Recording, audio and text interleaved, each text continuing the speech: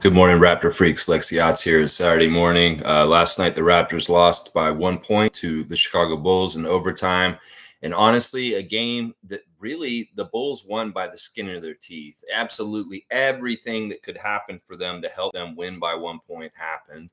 And, there's a couple of different reasons why we lost last night. We'll talk about it. But also, this is the philosophy of some of these guys today is, well, we get up and go and take another game tonight and try and make another outcome.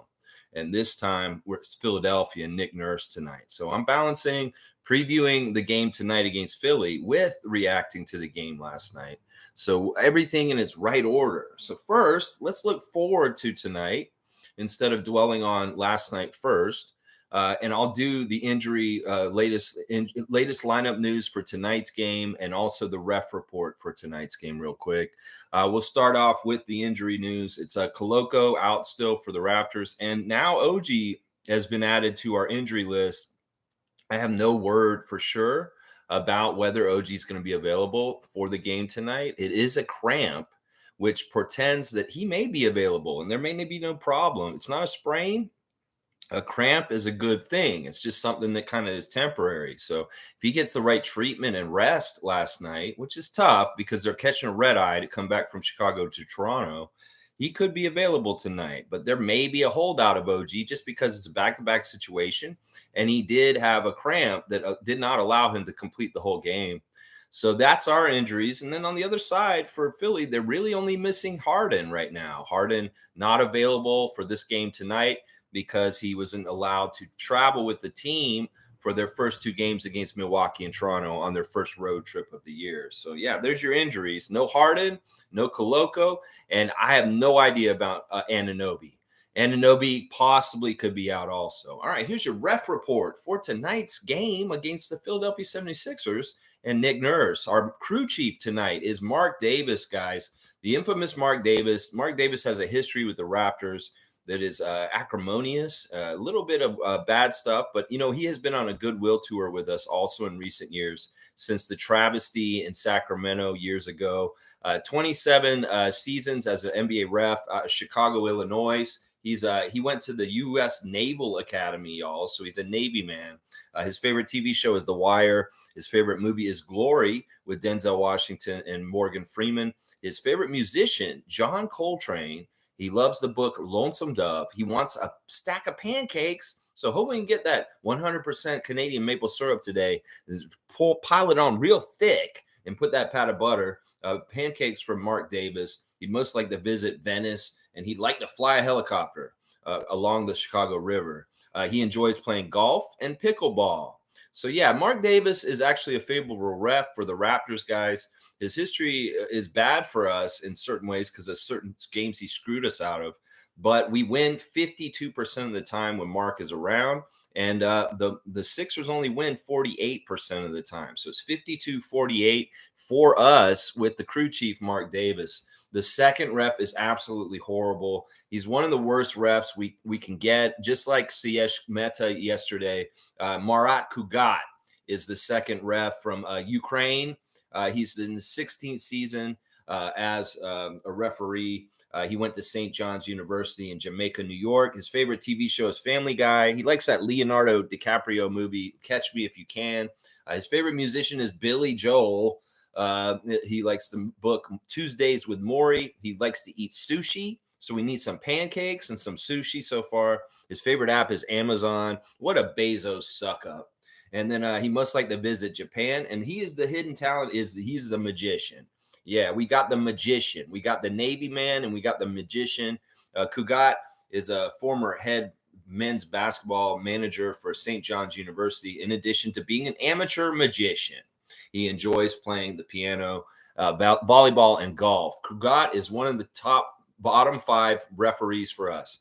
Siyesh Mehta is number 4, and he's number 5. All the way at the bottom, 2 of the worst refs for the Raptors in their short history as referees. The thing is about these guys is they've only been refs for like a short period of time, and this is when the Raptors have been good, and we have horrible records under them. So these guys are seriously bad news for us. Mehta and Marat Kugat. Now, we win 38% of the time when Marat Kugat is present. And meanwhile, the Sixers win 52% of the time. So that's 38-52 for the Sixers with the second ref, the magician, Murat Kugat. The third ref is the golfer, Matt Boland. He's in his 22nd season. We saw Matt Boland in the preseason for one of our games already. He's from Cromwell, Connecticut. His favorite TV show is Seinfeld. He likes the movie Tin Cup with Kevin Costner. He's the golfer, of course. His favorite musician is Tom Petty. Hopefully we won't be running down a dream. And we got to win the game tonight. That's right. His favorite meal is pizza, and he'd like to visit Scotland and play golf at Augusta National. If you're a pro golfer, Matt Boland, which you are also, you're an NBA ref and a PGA golfer, why haven't you played at Augusta National yet? Is it because you haven't been good enough to play at the Masters? What's going on here, man? Get to the Masters, bro. He has competed in several PGA of America events and worked as a PGA professional. That's right. Matt Boland is not friendly to us either in a lot of ways. None of these three reps are actually very good for the Raptors overall, although we do get favor from Matt Boland statistically slightly over the Sixers. We win 48% of the time when Matt Boland's around, and the Sixers win 48% of the time also, but it's 47.6 to 48.3. So very, very insignificant statistical difference with Matt Boland between the two teams. And once again, our winning percentage as a team franchise over our history is 48%. So he's right at our winning percentage. In fact, Matt Boland is right at it. Right at it. So there you go. Our crew today for the game against the Sixers tonight is Mark Davis, the Navy man, Murat Kugat, the magician, and Matt Boland, the golfer. And so, yeah, I in some ways, I can't really read this crew. Last night, I knew the crew was bad for us. And boy, were they bad for us. They were very bad. Offensive foul, anyone? Jesus Christ, how many offensive fouls were called last night? But this crew, I have a harder time pinning down on them. You know, Mark Davis has a history with our team, and he knows that he looked like he was very biased against us. So in some ways, Mark Davis is a good ref for us to have tonight. Also, Mark Davis doesn't like sass. He's a little bit like Tony Brothers in this kind of way. So if Nick Nurse tries to pull his shit tonight and he gets a little butthole facey, Mark Davis could be very not happy with him. So I will say this. That's a good thing. Mark Davis is that kind of ref. And if Nick's going to be a little irritable, then it might favor us partly because Darko may be a little more sweeter. Now, Murat Kugat is absolutely a horrible ref for us. Honestly, he's a POS. That's what I want to call him right now. Every time I see Kugat ref a Raptors game, he always does weird shit, and he's definitely against us. He does not favor us in any kind of way. He calls fucked up calls like the ones last night. So in some ways, I'm getting ready for another shitty game for the referees tonight, guys, just so y'all know. And man, my ref report now more than ever, seriously, now more than ever after what you saw last night. You saw how much the referees helped Chicago and propped them up to be able to get to winning by 1 point in overtime, just barely on a prayer shot by Alex Caruso. You know, that's crazy. We should have blown them out. We should have had won that game in regulation. But there were some crazy ass fouls late in the game. You know, they should never be determining the game off a foul. The fact that Demar was going to the free throw line so much right at the end was messed up. Now, Scotty did screw up and leave his feet on the fake and fouled him in a really bad situation. There were a couple fuck ups by us. But in some cases also, you always say the refs are not supposed to determine this game by calling a foul and putting somebody on the free throw line. Thank God Demar missed that free throw right at the end of regulation. That's not like him, first of all. And that said a lot about things. Like both teams did not deserve to win that game last night. And in some ways, we were inept in certain ways that allowed them to win. We had it so set to us to win. Once again, we're beating Chicago by double digits with 5 minutes to go in the game. And somehow they fucking eat up that lead and get to regulation. There's some messed up stuff going on there. The offensive fouls were messed up. We see both our centers foul out. We see our best defender leave the game with a cramp. Yeah, there's a lot that led to them winning. Chicago fans, you should not be proud of that game last night. Y'all should not have won. And honestly, we didn't deserve to win either. But somebody had to win, and y'all just barely won. But the refs handed it to you. And y'all needed a lot of factors to get to that point. I hate this because in some ways, this is a team we're going to play in the in-season tournament, and now they've got a win over us. Also, this loss last night smacks of that Atlanta loss in overtime to AJ Griffin hitting a last-second shot, because this game, the second game of the fucking season, may actually matter at the end of the season with seeding and things that are going to happen at the end of the year. I'm going to say that right now. This is one of those games we're going to say we should have won this game, and it should have been in the win column all year. Now, if this second game of the season determines any kind of seeding at the end of the year for the playoffs, just like Atlanta last year, I'm going to be pissed off, because I'll know the second game of the season against Chicago was very, very fucking winnable, and bullshit happened. And if it has any impact on our playoff seeding, I'm going to be pissed. The other thing is they got Chicago good feelings against us for the in-season tournament game. We're going to play them next in the in-season tournament, and we need to fucking beat them. I don't understand why these Raptors, this is my biggest criticism of them last night. Y'all should be angry about what happened in the play-in. Y'all should be wanting to get some get back. You know, I seen this Open Gym intro coming into the game. Really cool stuff by Open Gym. And I hear Thaddeus Young telling the young players, this is the best thing I've heard from around Raptors in a week or so. You guys need to go and take what you want. You need to go and put your impression on the game. And Thaddeus telling these guys is telling me, in some ways, some of our guys are not serious enough about winning, or at least, or maybe they don't know how to do it exactly yet. I think that's the case with Scott. I think this case with Scott is he's got to go through this learning curve of learning just how much it matters, every little thing. What did they say on the board? Pat Delaney put up there, everything matters. Everything fucking matters. Every single free throw, every single play on defense, every single rebound, every single pump fake that you're not supposed to buy and foul him. Everything matters. So what the fuck, Raptors? This team embarrassed you at the play-in last year, and you came and got embarrassed by them again in this game. I'm sorry. Triple-double for Scott is fantastic. But Scotty, man, you made some key mistakes late that absolutely lost us the game.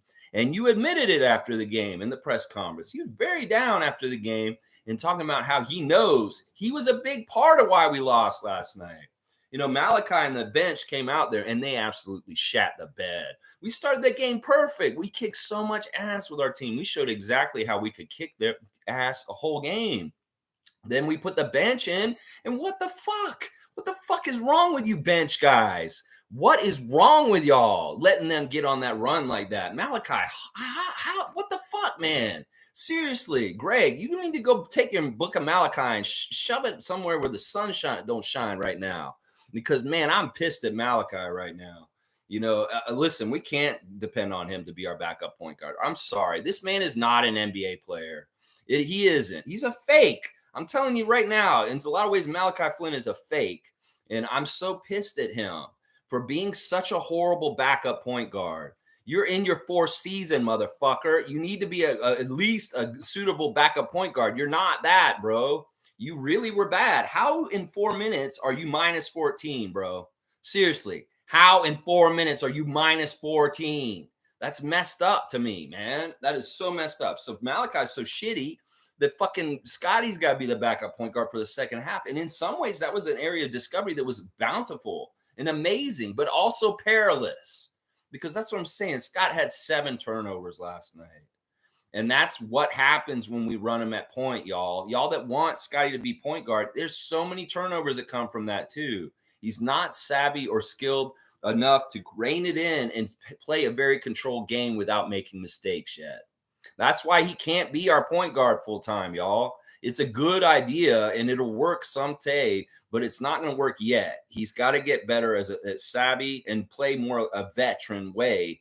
And like really take care of shit. Scott cares about this and he can do it. It's just he's got to tighten his shit up. He's got to play smarter. He's got to not make those kind of mistakes. I hope he never ever takes a fake like that and jumps into somebody like Demar Derozan like that ever again. I hope he never ever has a dumbass turnover where he had the ball and he should have went forward with it himself instead of trying to pass it off to Patrick Beverley in our backcourt, where it's very easy for them to just scoop it up and get an easy basket. There's all kinds of defensive failures in the second half against the Bulls that if a couple of those had just gone right, we would have won it.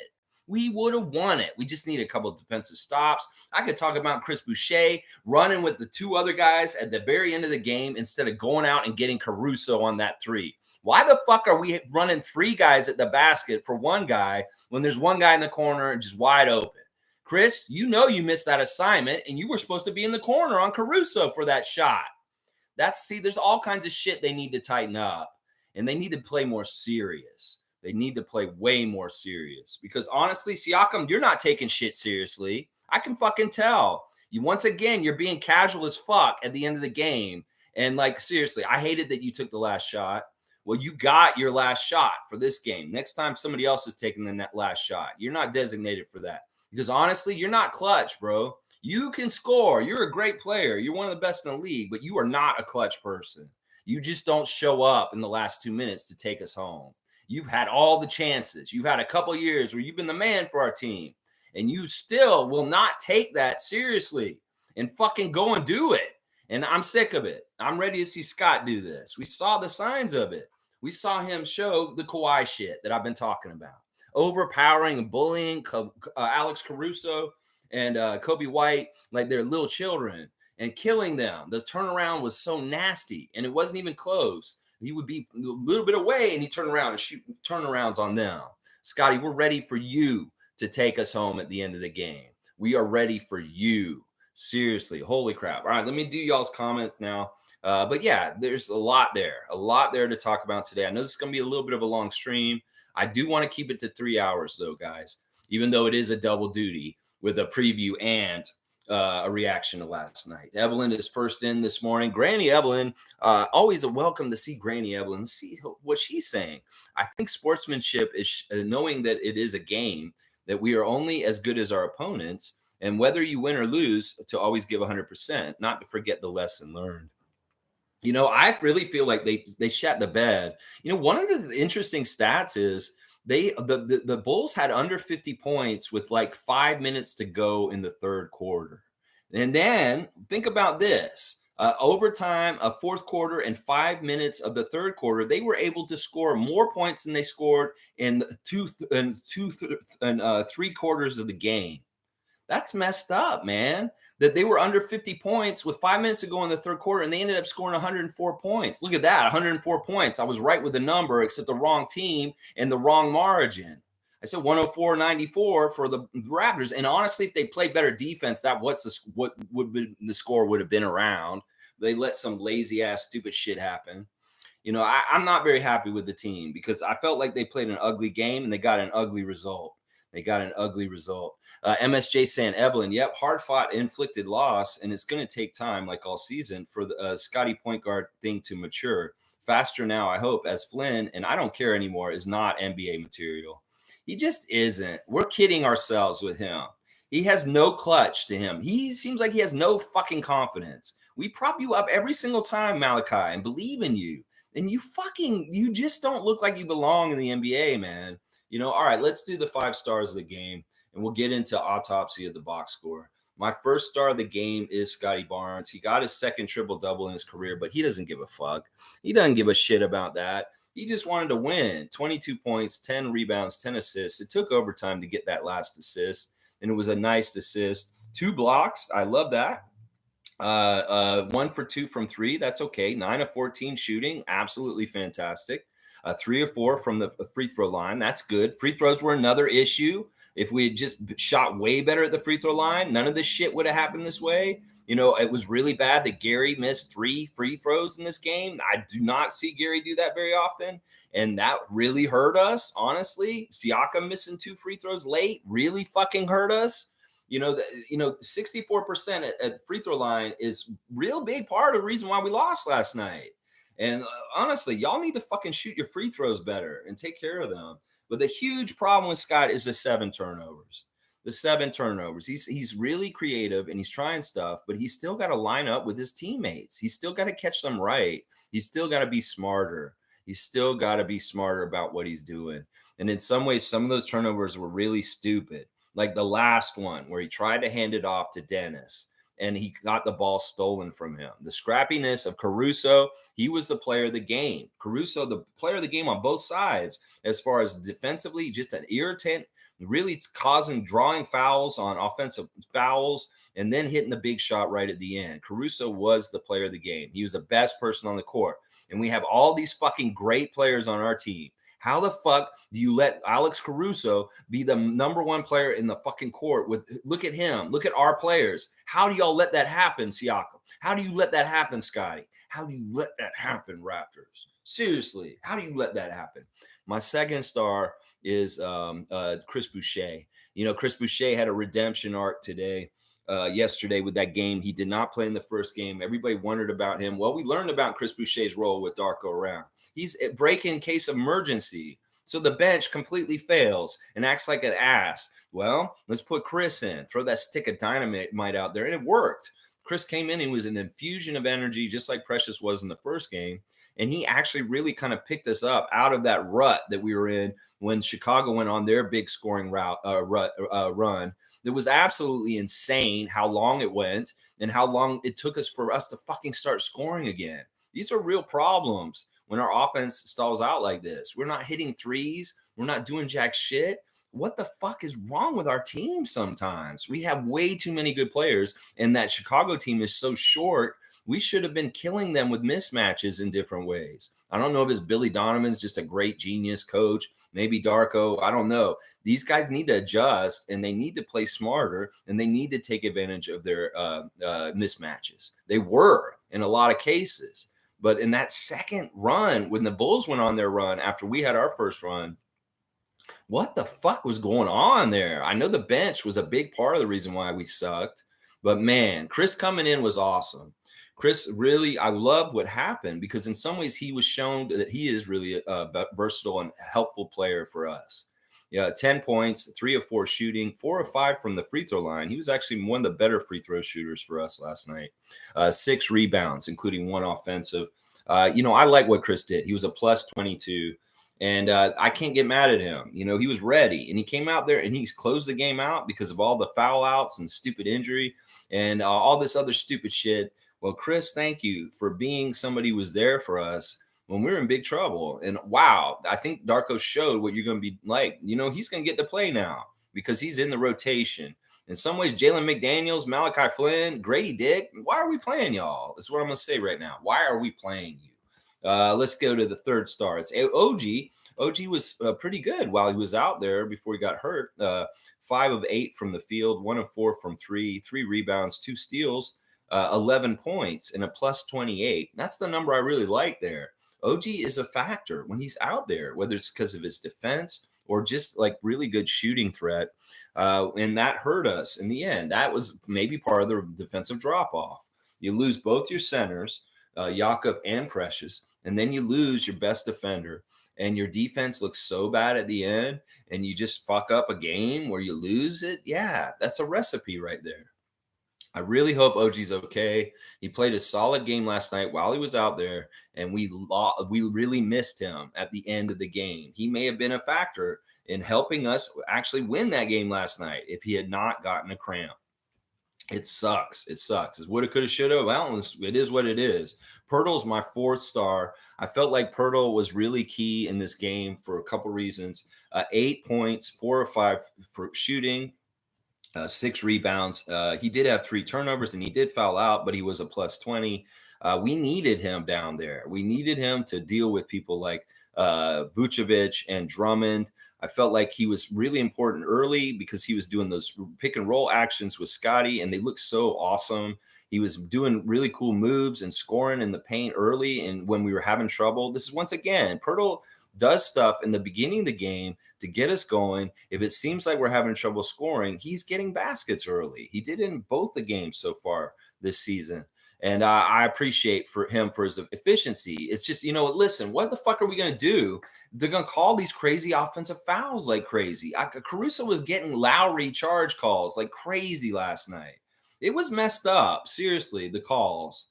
The calls were really messed up, the amount of offensive fouls. The ref manipulation of the offensive fouls is a double whammy because those offensive fouls are fouls on our guys and they're turnovers. So we get so many turnovers just from stupid ass offensive fouls on dumb shit. At one point, Precious got an offensive foul for the impediment of freedom of motion. He set a screen and he used his legs split.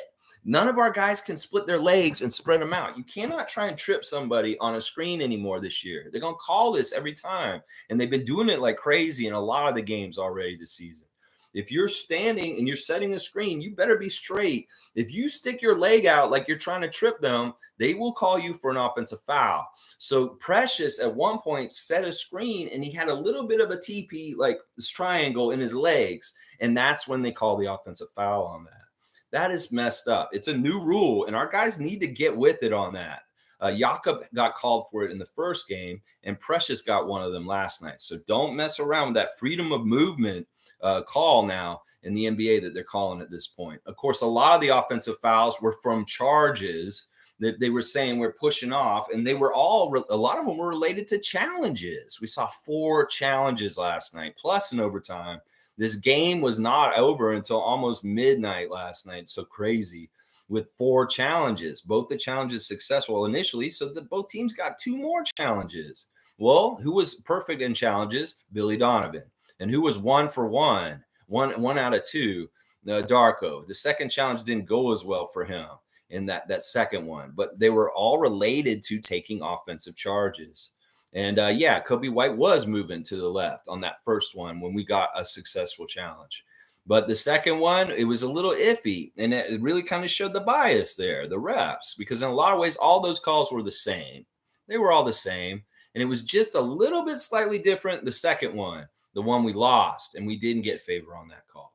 So, yeah, the offensive calls last night were fucked up. And that was ref manipulation to slow us down. They've seen the Raptors do well. Well, the refs can start calling offensive fouls to mess up our offensive flow. Well, then you see what happens. We have a drought. They have a big run. They get a big lead. Then we start coming back. But it really does hurt the players when they have to second guess possibly getting offensive charges because the refs are really touchy on that. Really, really touchy. And then, of course, it leads to 6 fouls for both our centers. Then all of a sudden, they're both out. And very important factors. You know, the fact that we had 3 players that we couldn't play that are really important to our rotation at the end of the game was a huge factor in why we lost last night. No Precious, no OG, no Jakob. Really, really bad. My 5th star is Gary Trent, even though I'm really upset with him for missing 3 free throws early. Those free throws early that were not normal for him to miss really hurt us later. He was 6 of 15, which is an okay shooting percentage for him. 3 of 10 from 3. 5 rebounds, 1 assist, 2 steals, minus 15 was 16 points. But it was good to see Gary getting some production. And when we weren't making any like 3-pointers last night, him getting 3 3-pointers was really good for us. You know, oh man, but the 3 missed free throws really pissed me off. But he did stat stuff a little bit with 5 rebounds and 2 steals. So in some ways, I'm glad that Gary kind of woke up last night. But still, not good enough, Gary. Not good enough. And it's weird that you messed us up at the line this time. It really was at the line he messed us up. So there's my 5 stars of the game. Siakam's honorable mention. As I say, Siakam, in some ways, he did interesting stuff. He was 7-15, 18 points, 8 rebounds, 2 assists. But I'm fed up with this shit. He's just too casual at the end of the game. And he needs to be more eye of the tiger and taking it seriously. In some ways, I get it. You're a happy-go-lucky guy. You're very happy. But I need you to be eye of the tiger. I need you to dial into a new level. You're at this point in your career. If you're not going to do this, you're not going to get to the next level with the way you play in the NBA. You're just not, Siakam. If you don't have a killer instinct at the end of games, well, you've been the man for us for 2 years now. And you have not shown this. So I'm sorry, we're taking the keys away from you on that. I'm sorry, we shouldn't be going to him as a go-to shot at the end of the game to try and win. First of all, he shot it too late, and that's messed up to me because, listen, Siakam, you got to understand, if you want to be the man that makes the big shot at the end, you need to know the clock.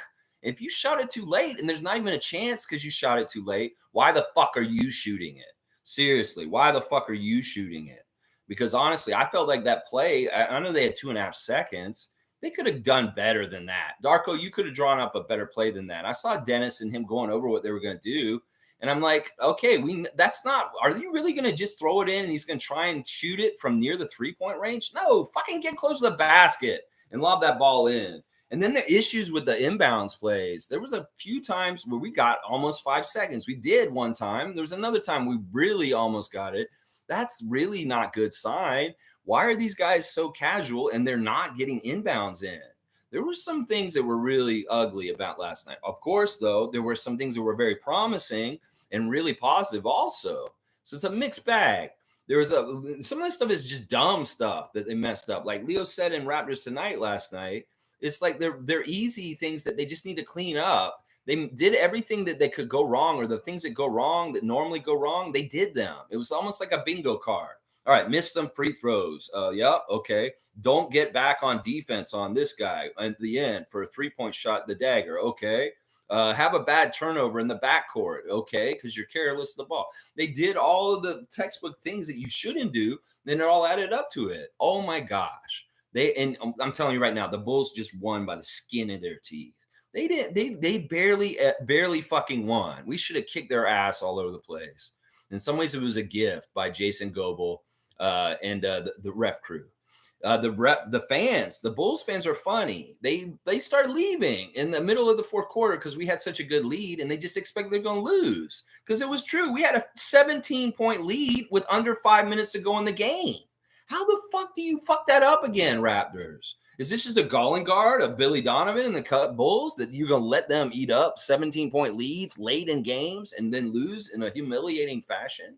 Because that's what happened again last night. Those Bulls fans were tricked. They left. A lot of them left the building. And the real ones, the diehard ones like us, for the Raptors here, they stayed and they got entertained to a thriller, an overtime 1-point victory. And a lot of those fake Bulls fans that want to get home and beat traffic, yeah, too bad, fuckers. You missed out on something cool, you dumbasses. Yeah, there you go. There you go. Naco the Nacho is here. No basketball game quite like that one. Had no business losing this game. The refs made bad calls. Second quarter offense looked real rough. Loved and hated what I saw from Scotty and Chris. Wish OG was healthy. A lot said there by Gerald. Thank you, Gerald, for your comment. This is what I always say. Each basketball game is like a snowflake. It's never, ever the same. And this was a weird shape. This was one of the weirdest games I've ever watched in the NBA. Very, very strange game.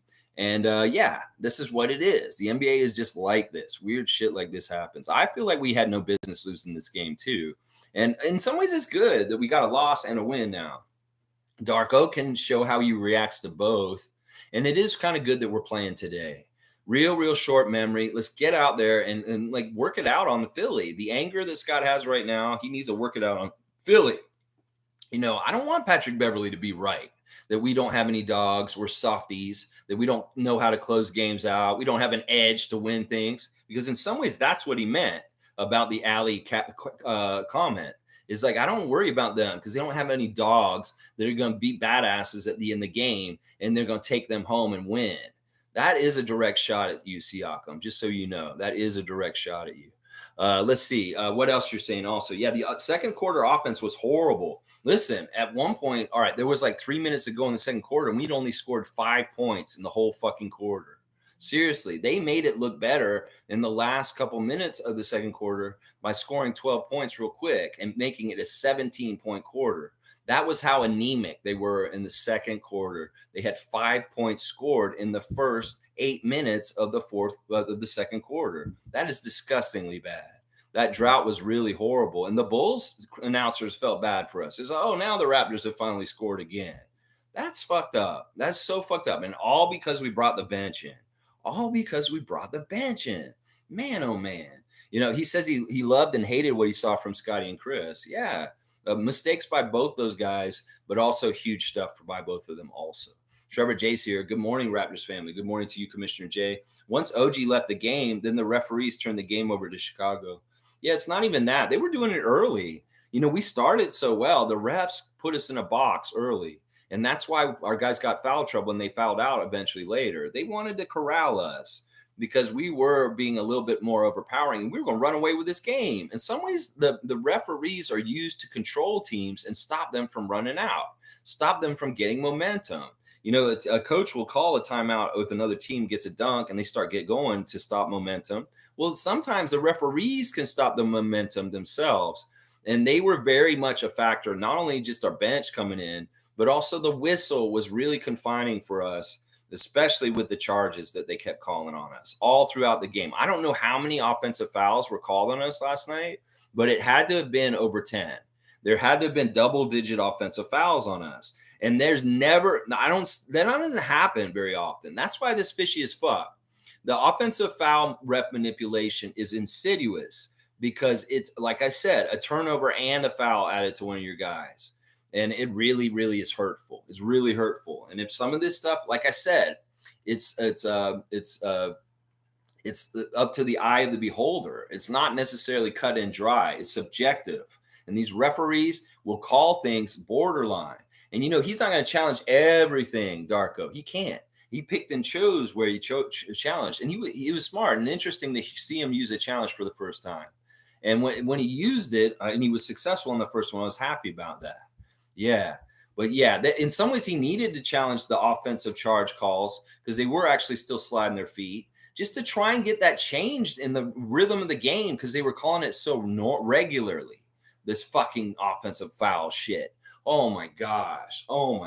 Trevor's saying, I'm not going to blame everything on the Raptors, but they make a lot of mistakes in the end. It's just the second game. We still have 80 games left to play. We're going to get better. Oh yeah, we better get better because that last night was pretty bad. It was pretty bad just as far as not having our shit together, not playing at a high quality, not taking the game serious enough. Seriously, that's part of the problem is that our dudes were not taking this game serious enough. They didn't care enough about winning. Caruso cared the most about winning last night. That's what happened. That's the thing. There's something about Caruso. He may not be as talented or athletic as y'all, but there's something in him that maybe what Patrick Beverley's talking about, Raptors.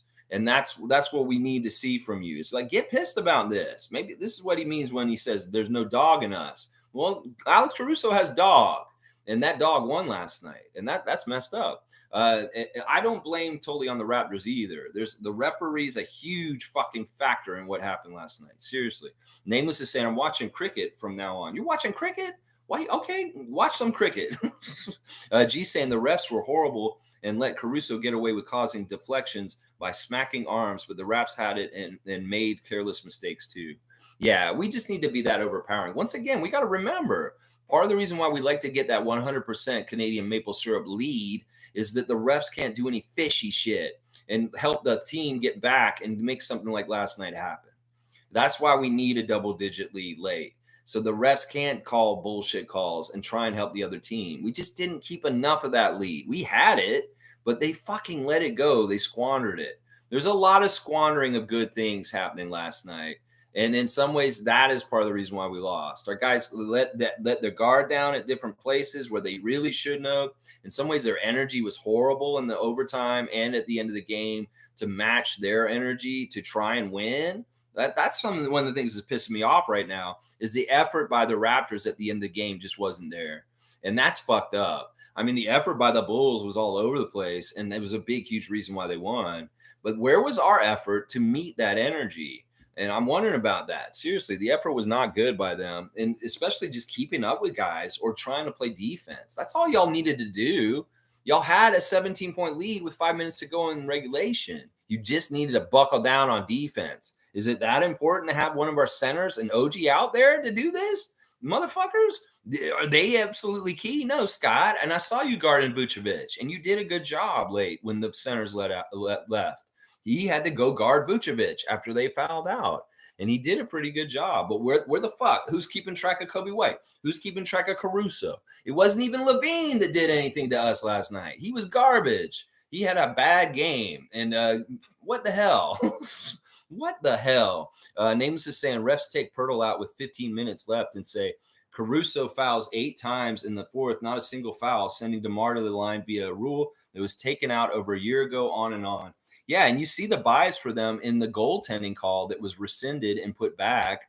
That was totally wrong. You see the bias and the shot that DeMar made at the buzzer, but it wasn't actually, shouldn't have counted because it was in his hand. Well, they went back and looked at that and took those points away.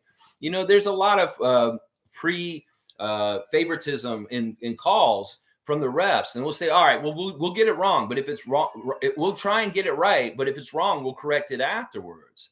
And in some ways, they'll call the favor in the favor of the Bulls, and like, well, if they don't call all this, well, then it just fucking rides. So, and once again, we should have won this game regardless of the refs. We know this shit happens with the refs. So we can't totally blame them, but they were a factor. They were a factor. They were definitely a fucking factor. All right, let's see. Jimmy Pope saying, just crazy to me that they foul us out so shitty. Shitty tic-tac fouls, but are too scared to call an obvious foul on Caruso. Like, what, 5 times he hacked Boucher in overtime? Bunch of bull crap. Yeah, he's a golden boy, apparently. I don't know what the fuck it is. Is this systemic racism? Let the white guy just hack everybody out on the court? I don't know. There's some weird shit going on with Caruso. Is he just has a persona or a reputation that they just treat him so good? He's such a good defensive player. No, that's his good defense. He does not foul in them. Well, what the fuck? What is it when we do good defensive stuff and it's always a foul? That's what I'm wondering about. Why are the Raptors getting called fouls on stuff that isn't fouls for the Bulls? That's what I want to fucking know. That's right. Monique is here. Good to see the super fan, Monique Lawrence, the greatest. Good morning, Raptor-Freak family, and happy game day. Let's make Joel cry tonight. Nick Nurse, get ready. Booze and cheers. Let's crush Pat Bev. Get the fuck out. I love it. Monique is looking ahead. She's like, wipe her head clean of last night, and let's just go look forward at Nick Nurse and the Sixers tonight. Thank you for being here, Monique, and thank you for your comment. Jimmy's saying they straight lucky they got that win. They're very lucky, Popa Positivity. Very, very, very lucky. I wish he had missed that corner shot, and then we would have just won. But no, Chris had the fucking run to the back over there, just kind of around him. That'll get cleaned up. These are learning experiences. I hope these guys take this really to heart. Y'all better show something else tonight, because you can't play this way against the Sixers tonight. You'll definitely lose. So, man, this is messed up. This is messed up. Nameless saying, I've never seen such effery. Happy Halloween. We have seen this kind of effery before. Don't even act like you haven't. We've seen this kind of stuff before. You know we have. This kind of stuff is going to happen sometimes in games. It's just too bad we got one like this so early in the season. Holy crap. It's so early in the season to get this kind of a game. All right, y'all, I'm going to need a cutoff today, just so y'all know. I don't want to go too crazy today. Nameless saying, you want to talk about hometown reffing? Yeah, I don't even know if it's hometown reffing in that case. I mean, Jimmy's saying, I guess as a Raptor, you're not allowed to play the same defense as your opponent. Two completely different whistles. I know. It's really fucked up. It's really messed up. Darko, man, talk to these guys. He was politicking last night. I did see him talking to the refs and trying to get favor for us. And he did get a couple makeup calls in our favor going the other way, but not enough. And it was kind of like in the beginning, they screwed us after we got out to a good start. They started coming down on us. And then in the second half, there was a period in the beginning of the third quarter where Jason Goebel and the crew were very nice to us. And they started giving us calls. I'm like, okay, they're going to even it out. They were shitty in the beginning of the game, pretty good in the third quarter. And then at the end of the game, they turned back to being shitty towards us. Yeah, that's very calculated, very, very calculated. And the NBA wanted, like in some ways, they don't want the Bulls to go into shambles. In some ways, they're so lucky. Go ahead and enjoy this win. But like, honestly, y'all shouldn't be that proud because y'all barely won. And everything that had to go wrong for us is the only reason why you won. So in some ways, you're not that far off from that players only meeting after your first game. Enjoy this hollow victory. Because in some ways, you all got it by the skin of your damn teeth. Let's just put it that way. G saying Dennis was getting hacked all game and couldn't get going. Siakam's turnover was a deflection due to being smacked. Would Demar get those calls if he was a Raptor? Regardless, have to play even better. Yeah, we don't want to make excuses. The team just needs to play so good that it overcomes all of this kind of stuff. And they didn't do that last night. And it's really crazy because if they had just done a couple of things that were sloppy that they did last night, a little bit better, they would have won. If they had just fixed like 3 out of the 4 or 5 shitty things they did, if they had just done one of them right, I bet you they would have won. Maybe it could have been the free throws. They shot 80% at the free throw line. They won. They won. Instead of shooting 64% of the free throw line, you shoot 80% of the free throw line or even 70% of the free throw line maybe. That might have won it. Okay, another one is make your open threes. You guys make your open threes. Well, you might have won. I'm telling you. All right, let's do the team stats real quick. I'm going to look at the team stats real quick. This is interesting. All right, we shot 46% for the game last night. They took way more shots than us. That means they were hustling around better than us. 99 shots for them, 84 shots for us. We still made 2 more shots than them. Why didn't we win? Okay, looking at threes, 25% from three, 9 of 36. Our three-point shooting was comical and laughable in the first half. It was disgusting. It was like 1 for 20 for a while there. But we kind of woke up in the second half and got it better. But they shot just as bad as we did. In fact, worse from three. Thank God. We're playing a good NBA team that can shoot three-pointers. No, we're cooked. We're cooked if we play like we did last night. And then the free throws. That is exactly where we lost it. They got to the line 3 more times than us. And I thought the discrepancy would be way more wider, but it wasn't. And we missed 9 free throws last night. That's 9 points on the board right there, gentlemen. 3 by Gary Trent Jr. himself, 2 by Siakam by himself. That is winning the game right there. Y'all just taking care of your damn free throws, concentrating and making those free throws. Y'all are professional basketball players, and that matters. We won the rebounding battle by 1, 53 to 52. But Darko cited in the after game, the offensive rebounds for the Bulls really hurt us. They had 15 offensive rebounds. They were getting in there and getting second chance shots, and that really fucking hurt us. So we were not boxing out the right way, and our defense wasn't right. Good assists, 25 assists, that's okay. Our defensive hustle stats were not as good as the first game. Only 5 steals and 2 blocks. We had 11 blocks in the first game against the really tall Minnesota Timberwolves. Why couldn't we get more blocks in this game? We had our centers even. They had 10 steals and 5 blocks. That 10 steals by the Bulls was huge for why they did well. And their points off turnovers were huge also. Our 23 turnovers, a lot of them were offensive fouls that were called and turned into turnovers. Absolute bullshit. We did not get a fast break going. We did at the beginning of the game, and it looked nasty, but the refs shut it down. They shut our fast break down. So we ended up with only 12 fast break points. That is a key stat for us to be successful this year. We got to get fast break points because in some ways we aren't the best shooting team, and we need to get easier shots cultivated from transition. And that got shut down by the refs. We had it going early, and they were like, no. And then all of a sudden you saw it disappear. Part of it was that Billy Donovan made an adjustment and started containing and doing certain things with his defense. But also the refs started containing us with their calls. So, yeah, there's the box score. It really is the free throw line that sticks out to me about how we lost last night. It really does. Let's see.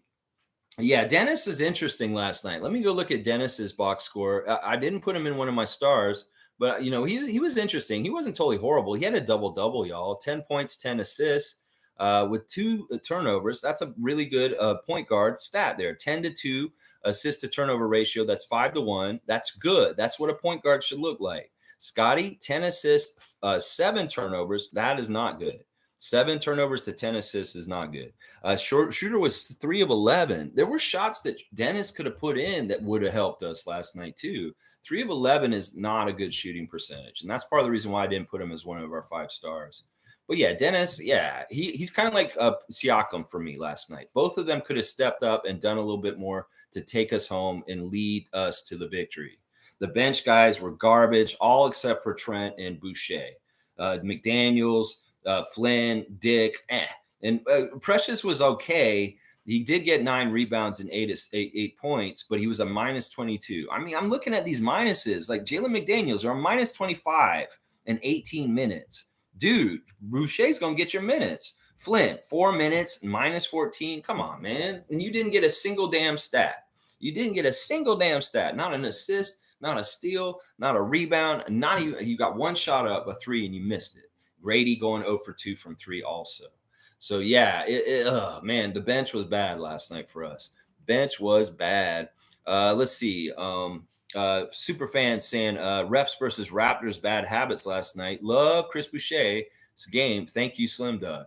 Yeah, he was a bright spot. I felt like Scotty was a bright spot. If we want to talk positive about the game last night, it really is the unfurling of Scotty's game more.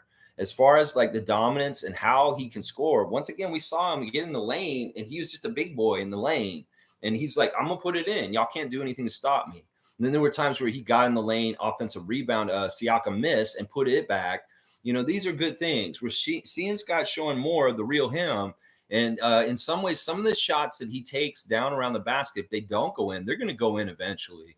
And a lot of them are already going in. Those bank shots are awesome. The turnarounds are great. More of that. But in some ways, he wasn't attacking the rim like he had been in the first game. And that aggressiveness needs to happen too.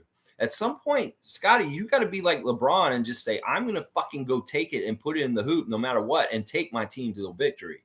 Because seriously, you could be this clutch guy that helps us close the games and wins the games with big shots. And I saw you trying to do that. There was one point where you took a shot and you missed it. But that was one of those times where you're like, I'm going to battle Demar at the end of the game and try and see who could score more. Now, if we're talking about that Bridgestone tire challenge that I made up yesterday, it was very close. Scotty hit the first 5 tires, but he's trying to make the 6th tire, and Demar just barely got the football through the 6th tire before Scotty did. But it was right at the same time they threw it, and Scott threw it too, just behind him. And DeMar's went through the tire, and then Scott's went right afterwards. So it was just barely a loss for the Raptors. Yeah. Fiercely saying, good morning, fam. Frustrated loss, but it's on us. Sure, the refs didn't help, but we made mistakes and seemed gassed out at some point. Opportunity for growth. Shout out to Chris Boucher. All right, Fiercey. Respect. Yeah, I like all that. I can agree with everything there. It is a frustrating loss, and it ultimately is on us. It is on us. Scotty taking major responsibility for it after the game. People noticing he's very upset about losing. And Darko not too thrilled about it either. But this is the weird thing. They don't get to practice before the game tonight. They're going to just come back because it's a red eye, and it's crazy traveling from Chicago after a game so late and then coming back for this game tonight. Yeah, you don't think they're trying to set us up to lose tonight? Yeah, with this kind of fucking scheduling, well, we just got to be that much better and win no matter what. Quick Takes is saying, good morning, Lex and Raptor Freaks. Let's get it. Go on, Quick Takes. I'm sure you have some takes on last night. I do. I do, that's for sure. Fiercely saying, hopefully OG's cramp won't be too much of a problem. He's most definitely valuable, but should maybe rest tonight as the Sixers can and should be handled. I mean, I'd like to have him for the game tonight. I mean, we have a better percentage of winning if OG is suited up and playing. But we'll have to see. We'll have to see. A cramp is a good sign as far as like if it's anything, it's not a sprain. It's not like he really, really hurt it. It's more like a calf cramp. So it's not around his ankle. It was like really his calf. That's kind of like just a cramp. And that, in some ways that can really bounce back quickly. So hopefully he's just ready to go tonight. We do need him tonight. Mugarbe's here. Good to see Mugarbe Lennon. A great Canadian story. Monique is saying just a bit worried about OG, but not much though. Yeah. I think he'll be fine. Fiercely saying, Lex, I think you may have different ref report stats at the end of the season. I have a feeling Nick may have been an issue, and there may be a change under Darko. Yeah, well, I'm going to pay attention to this, but the refs were definitely slanting things for Chicago last night. Now, I thought that Darko interacting with the refs looked pretty good for the most part. I saw him talking to Siyesh Mehta a little bit. That ref crew was absolute garbage. Like, honestly, Gobel's a jerk, man. Like, and he comes up there. First of all, he doesn't sound very smart when he's on the mic. Like, when he was doing the challenge calls, I was like, is this what he really talks like? Like, he is like a cop. He does like, I can tell he's kind of stupid. You know, the refs aren't smart people. It's not like they're super intelligent people. They're not like as smart as us in here. I'm going to tell you that right now. They're kind of average in intelligence. They're not as smart as we think.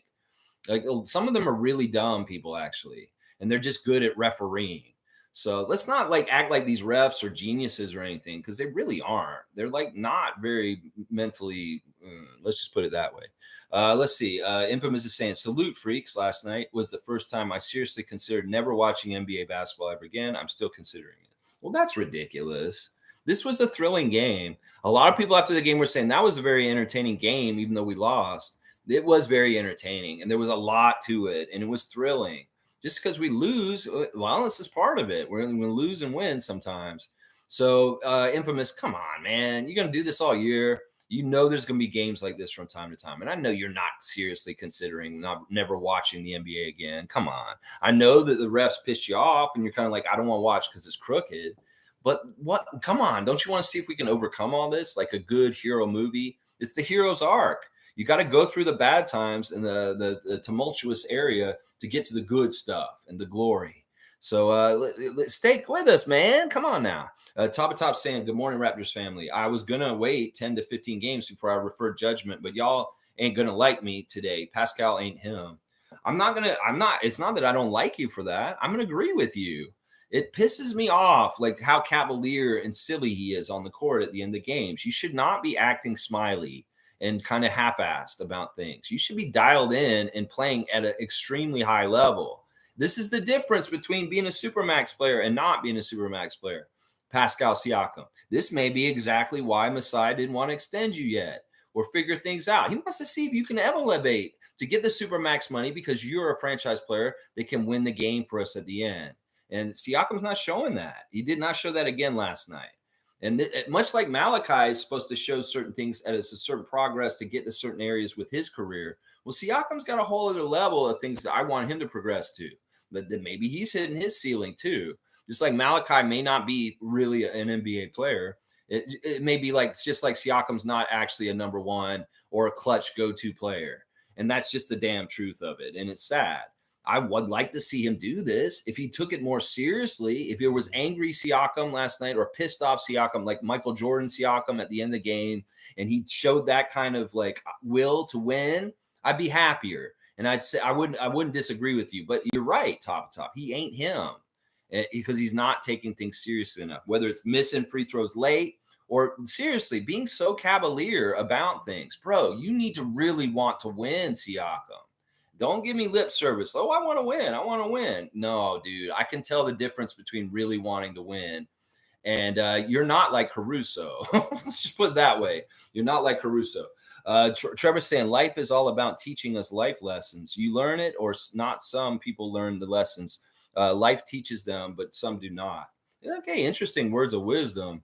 Sometimes you have to pay attention to lessons and be open to them. Sometimes people are very closed-minded. They don't allow themselves to learn lessons because they just don't learn anymore.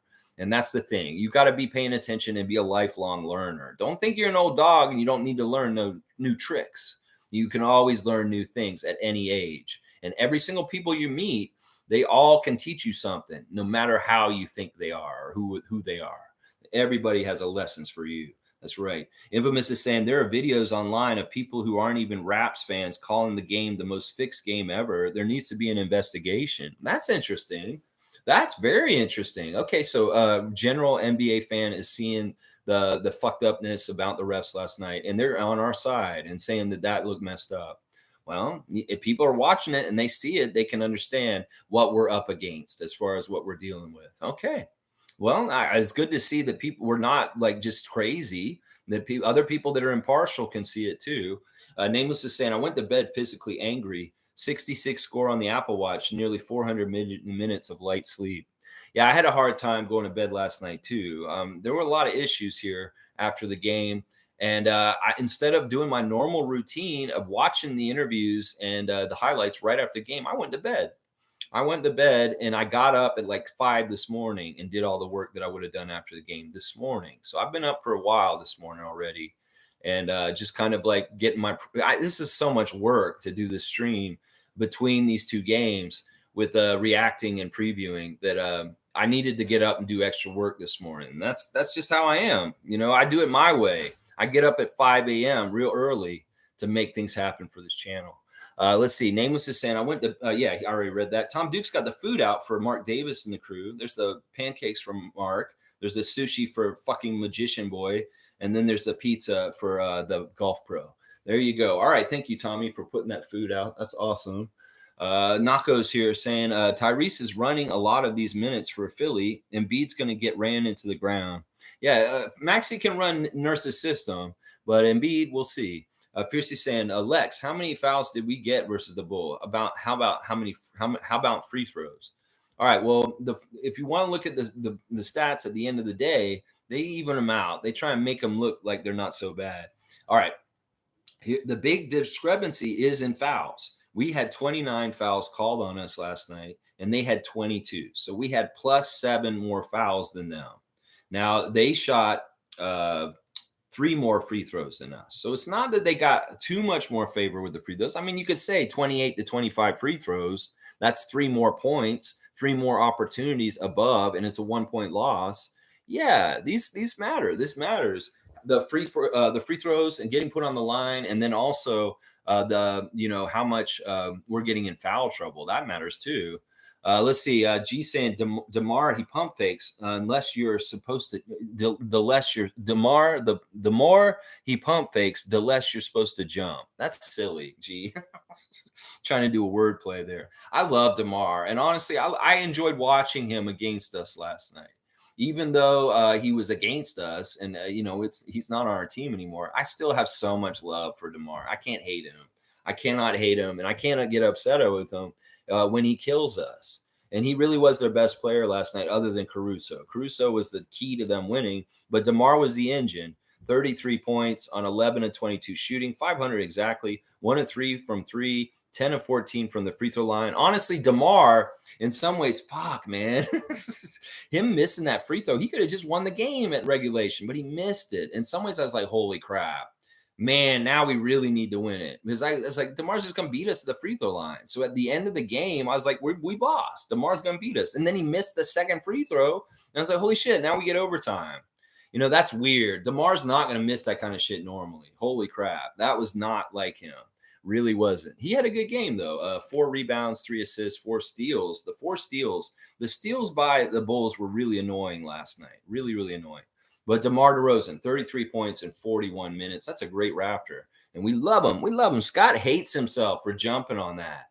They were saying the Chicago Bulls announcers are saying the Raptors did not bite for any DeMar's fakes the whole game until right at the end when Scotty jumped on his back and put him on the line right at the end to fuck us all up. Yeah, man, that's messed up. Infamous is saying anyone that wants to blame Pascal needs to shut the fuck up. It wasn't his fault. The drive he got fouled. It's not that I'm blaming him. I think that the blame goes for the whole team. It's just that we're talking about the leader. We're talking about the number one guy. And this is a criticism I had of him last year. And it's fair as far as I'm concerned. Dude, you're at a certain level of player. You're trying to go for a supermax. Play like a supermax player. Take us home. Win the game. And that's it. I can say, okay, this time he got his chance. I don't want him to take the last shot in the next game. If there's a game tonight, if there's a last shot, I want it to be Scott. I want it to be Gary. I want it to be OG. I don't want Pascal taking any more last shots. He can carry us during the game, but he's not clutch. And I'm sick of this shit. I'm sick of us acting like he's clutch because he's not. He's not clutch. Let's see. Top saying Scotty made his fair share of mistakes, but Pascal does not instill any confidence at the end of the game. When he had the ball at the end, I knew it was a mistake. Darko has to know his personnel better. That could be part of it. He's starting to learn them. We've been watching the Raptors very closely for years. And in some ways, I don't know how much Darko's gone back and watched every single Raptors game of Pascal's career. I don't know how much he's digging deep. Well, he's discovering now. And maybe he did learn something about Siakam at the end of the game. Maybe he has the ability to develop him to do this at this point. He's like, Siakam, I saw what you did at the end of the game against the Chicago Bulls the other night. And I want to just give you some advice on how you can handle things a little bit better so maybe we get a better result and have a higher chance of winning. Okay, I'd like to hear about that, Darko. That sounds fantastic. Okay, well, this is what I need you to do. Take it more seriously. How about that? That's what I'm saying. I mean, seriously, sometimes I feel like Siakam smiles when he's just nervous or something. I don't know what the smile gives you away. Nobody should be smiling at the end of the game when it's close like this and y'all are fucking up. You shouldn't be like, is that a nervous smile? What is it, Siakam? You should be eye of the tiger, like stone face, like I'm going to fucking kill you. Instead of be like, I'm smiling. And no, don't be like that. Seriously, because it makes me feel like you're not taking things seriously. It really, really does. It really, really does. Stargate saying, good morning, Raptor-Freak family. I see the Chicken Little fake fan casuals are out in full force already. Refs got that email from the league office at halftime last night. I don't even care what the peanut gallery of Raptors fans out there has to say about this game last night. The real ones and the people that know understand what happened last night. And it is our fault that we lost. The referees had a factor. We had every chance to win. But honestly, there's a lot of good things that came from that game last night too. They really did just a bare little bit enough to win last night. They really shouldn't have won that game last night. They just got by the skin of their teeth. And we tighten things up a little bit more. Yeah, we'll be fine.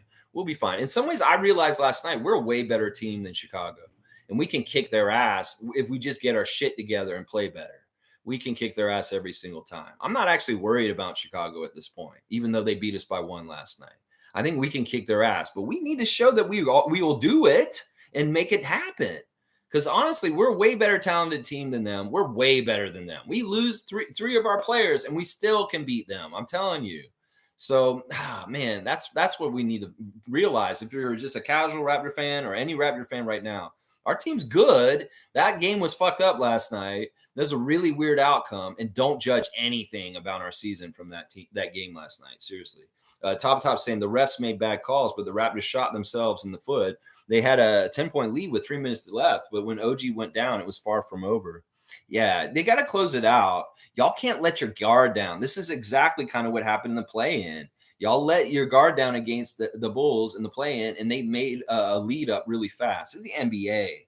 You can be up by 15 points, and that can get swallowed up very quickly. So stop acting like you've got the job done with 4 minutes to go up at 17. Seriously, they were up by 17 with like 5 minutes to go in the game last night, and they should have won. They should have won. All they had to do was play really good defense and stop them, and they could have won the game. But no, they didn't. That was the one thing they had to focus on. In some ways, I'm like, Darko, call a timeout and get them reoriented to playing really good defense and just settling them down when you have a double-digit lead still with just minutes to go in the game. Like, seriously, how do you squander that? How do you let 17 points go to a tied game at regulation? Seriously, with that little bit of time at the end of the game. That's not good defense. That's horrible defense. In fact, the defense was bad from the middle of the third quarter all the way into the end of the overtime. They did not play their proper defense. They really didn't. They were playing horrible defense, honestly. All right, let's see. Nako saying Bulls also needed us to have 3 of our rotation pieces sitting out. That's right. Name is saying, I need the name and address of that crew chief last night. That's John Goebel or Jason Goebel. It's Jason Goebel, the younger brother of the Goebel brothers. He's from Miami. He's a former police officer, nameless. So you go ahead and go keep him a visit or something. That capiche? All right. Am I only kidding? You'll never know. All right. Well, I told you the information. G's saying, I want to see Otto. The young guys off the bench are not shooting well, and I think we need a vet to instill some confidence. We may be seeing that. In some ways, I want to see how Darko deals with failure from the bench. Do you change the bench and who you're bringing in? Are we going to see a DMP for Malachi tonight? Are we going to see a DMP possibly for Jalen McDaniels tonight? Are we going to see Otto Porter in the game tonight? Yeah. In some ways, this is a great game for our vets to be healthy and available. I'm going to call it Thad Young's going to play tonight. I'm going to call it right now. Thad Young has played very well against the Sixers in the last couple of years. So why wouldn't he play Thad Young tonight? In some ways, he is fresh. He didn't play at all last night. Get Otto and Thad out there tonight. We need our vets against a good veteran team like the Sixers. That's right. Top saying after Pascal got stripped at the end by Caruso, he ran back lazily, not guarding everyone on D. Boucher and someone else ran to cover the Levine and then sprinted out to Caruso to try and block Caruso's shot. Yeah, there were 3 of them going at the guy at the basket and nobody picking up other people. Do you need 3 people to guard one person? Raptors, seriously. That in some ways, that's just get your shit together at the end of the game. Maybe some of it's intelligence. Maybe it's just like being more vet and understanding that. I'll bet you if we had had Garrett Temple, Thaddeus Young, and Otto Porter Jr. out there at the end of the game, they wouldn't have fucked that up.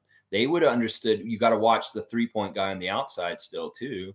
Nako's saying Otto and Javon, I think we need to see them. Javon's not going to get to play because he's a 2-way, and it's too early for them. So you're not going to see Javon Freeman Liberty, but I hope you see Otto tonight. G's saying our bench still is not great. We need a good backup point guard and a good backup center. I don't want to make one blanket call about our bench just from one game. They did shit the bed last night. But honestly, we can cultivate a good bench out of this group. That's part of the job for the coach. Nick didn't even try to do this properly. So it's like you may think that because of that. But let's see if Darko has a way of going about things over the next few games to actually get more production from them. In some ways, Nick just threw his hands up and said, I don't care. I'm just going to play the starters. I don't think Darko's going to do that. He's going to stick to his philosophy. It's just he's going to let the other guys get chances now. You fuck up? Well, Garrett Temple's getting your minutes, motherfucker. That's right. Infamous is saying if Scotty didn't mess up, the game wouldn't have gone into overtime. So blaming Pascal is a casual take. The refs started blowing the whistle late to give the Bulls an advance. No Pascal slander. All right, Infamous, I want to be clear about what I'm doing here. I blame Scotty for the game last night too.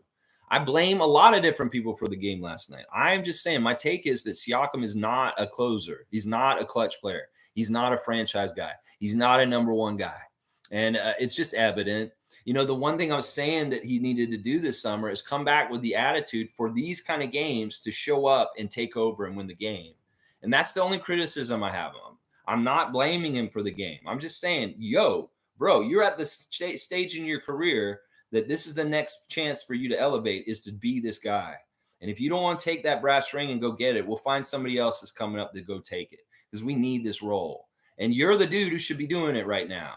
You're the designated franchise player. You're the guy who should be doing this, just like Giannis and Dame do it for Milwaukee, just like certain people do it for LeBron does it for the Lakers. Siakam should be doing this for us. So you can call it Pascal slander. I call this constructive criticism, and I hope and a prayer that he does start doing this. But I've been saying this for a couple years now, and it has not shown up. And that's why I'm disappointed in this. Because in some ways, if you really want to put in good work this summer, you need to do it mentally and be ready for these kind of situations. Magic Johnson's a great basketball player in the history of the basketball because he pre-visualized. One of the reasons why Magic was so good is he got in his head ahead of the game. He'd meditate. And you think about every kind of outcome or situation that happened on the court and what he would do to force his will so his team would win.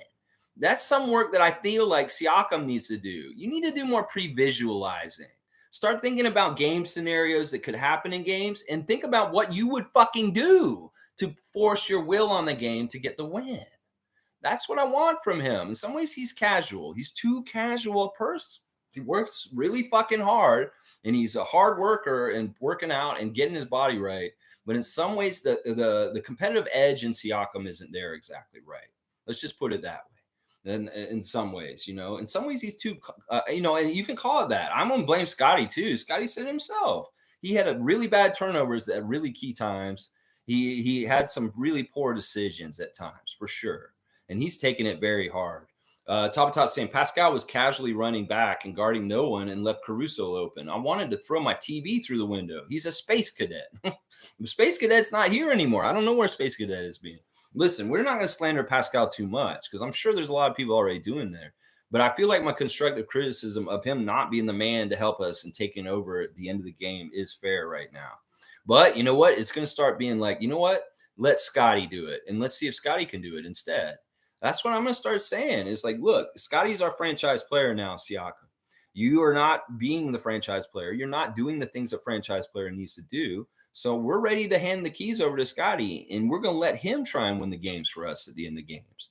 I'm going to be very curious to see who gets last-second shots like last night's in the future. And if Siakam's not going to – he got his chance last night. Who knows if he gets the next one? We'll have to see. Fiercely saying, I don't want to say this, but unless we lead by 15, I don't feel secure in the fourth quarter. I hope they work on their mental focus and staying locked in. That's a huge part of it right there. Fiercely just said they need to stay locked in. They need to stay focused. They were very locked in at the beginning of the game, and they started so well. The bench came in, they sucked, and it fucked up our whole fucking vibe. And then the Bulls went crazy. But then I was so impressed how the Raptors went on a run in their next run, and they came back and they took the lead. And in the third quarter, we had a huge lead, and we made that whole crowd in the Bulls crowd, and we'd won. That's part of the problem. We put a stake in the ground and said, we won now because we got a double-digit lead in the second half, and we can cruise to the end. Fuck, motherfuckers, do not cruise to the end. Do not act like you won the game already halfway through the third quarter. You have fucking a quarter and a half to play still. So don't act like you won the game already, Siakam or Scotty or any of y'all. Play the whole fucking 48 minutes and try and win it. Seriously. Holy crap. Stay locked in. Yeah. Monique is saying, highly recommend Ellen's latest video, Jam Pack. I will forever love Darko's mantra. Open gym episode. Thank you. Mo telling us about the content dropping yesterday. We finally got an open gym episode, but honestly, it's half-assed. It's 10 minutes. I don't know what's going on with Raptors official admin. And maybe they see my content and like, this motherfucker is going 2-3 hours a day. We need to be the opposite. We're making everything 5 minutes this year. It's like Raptors Today is all 5-minute clips now. Some of us old heads do enjoy the half-hour format of what y'all were doing last year. I don't want to go and find like 4 or 5 different clips of Achiuwa Augustine talking to fucking Paul Jones. Put it all in one clip so we can watch the whole damn thing all at once. Seriously, Raptors admin. Everything got to be so fucking short this year? Why can't you have a half-hour episode of Open Gym instead of a 10-minute teaser? It was awesome. Don't get me wrong. And it built up a lot of like, ooh, I'm ready to go for the season. But y'all are half-assing us on your Raptors content this year. I can tell. And you can do your fun little differences and changes and stuff. But if the content's not as good as it was last year, well, then what the fuck are y'all doing? Seriously, I don't like what they're doing with Raptors today, chopping it up in like 3 sections for the whole, like just put it out in the 20 minutes like you used to, please. And then like whatever, you're gonna make everything shorter because people have shorter attention spans. Some of us don't mind a long 3-hour stream about talking about the Raptors, like what I'm gonna do here today. So you whatever you think about your times, Raptors admin, with your content this year, and make it all 5 minutes, whatever, for the short attention spans of fans today, whatever. As far as things with Ellen, fantastic stuff. Ellen has really taken to Raptors Nation. And she's a passionate, very supportive wife. And she really does want Dennis to win and be successful. So she's a huge Raptors fan already. And I love her passion shown in her first clip of watching the first game and just how much she's rooting for us. I love hearing Junior Schroeder do the Raptors chants with the crowd in the building. It just sounds so natural and awesome. I don't know why Joel's daughter is wearing a Lakers jersey in her clip, that bullshit. Like, seriously. And Alex, you're a clown, man. Nobody wants to see Alex's YouTube channel, Ellen. So stop pushing it. We don't care about Alex. Alex kind of clown. And the way he interacts with Joel, I can tell it's like he's kind of a douche, Alex. I get it. He's a helper at your house, and he's there to help out when Dennis is gone. But in some ways, he's a clown. And the kids, are those Joel's kids? I think those are Joel's kids, the kids that aren't Dennis and Ellen's that are in the clips. And the girl needs to get a new jersey. Why didn't you go get a Raptors jersey while you were at the Scotiabank Arena the other night, young lady? Why are you still rocking the 17 in the purple and gold? Because honestly, change that, please. They changed the intros to their stuff. You're Raptors Nation now, darling. And, you need a new jersey is what I'll say right now. But Ellen's stuff is really fantastic. Highly recommend following Ellen. Highly recommend following Dennis, of course, and his brother Shay. And also Joel. Joel's cool too. Infamous is saying only casuals will say it's Pascal's fault. I'm not saying it's totally his fault. I'm just saying that the power was there for him to do something about it, and he didn't take it. Let's just say that. Scotty, the same thing. Any of them. Dennis. Dennis could have played better and finished the game out for us a little bit better in a clutch way. It's a collective blame, but in some ways, you got to take start at the top with the figurehead, the franchise, the guy who's supposed to be the guy. And in this situation, the void of that was there last night. And that's fair. That's a fair criticism. The fault is on the whole team for not executing properly. There's some fault on Darko for not making some decisions at the end that could have made it better for us. The fault is on the refs. The fault is on the dog of Caruso being so doggedly dog. There's a couple of things that are at fault here. G saying people are really deflecting off Scotty's mistakes and going full rage on Siakam. Common people. Many people made mistakes. No player is perfect. In the end, and that's why the teams have multiple stars. Yeah, if that's what's happening in Raptors Nation right now, y'all need to pause. If there's an go after Siakam thing right now, kind of similar to what happened with Fred last year, y'all just need to stop. Seriously. I mean, I'm saying certain things about things with him, but I'm being criticism to be like, I'm wishing he will do the things to change and make things better. But I love Siakam. The value of Siakam is immense.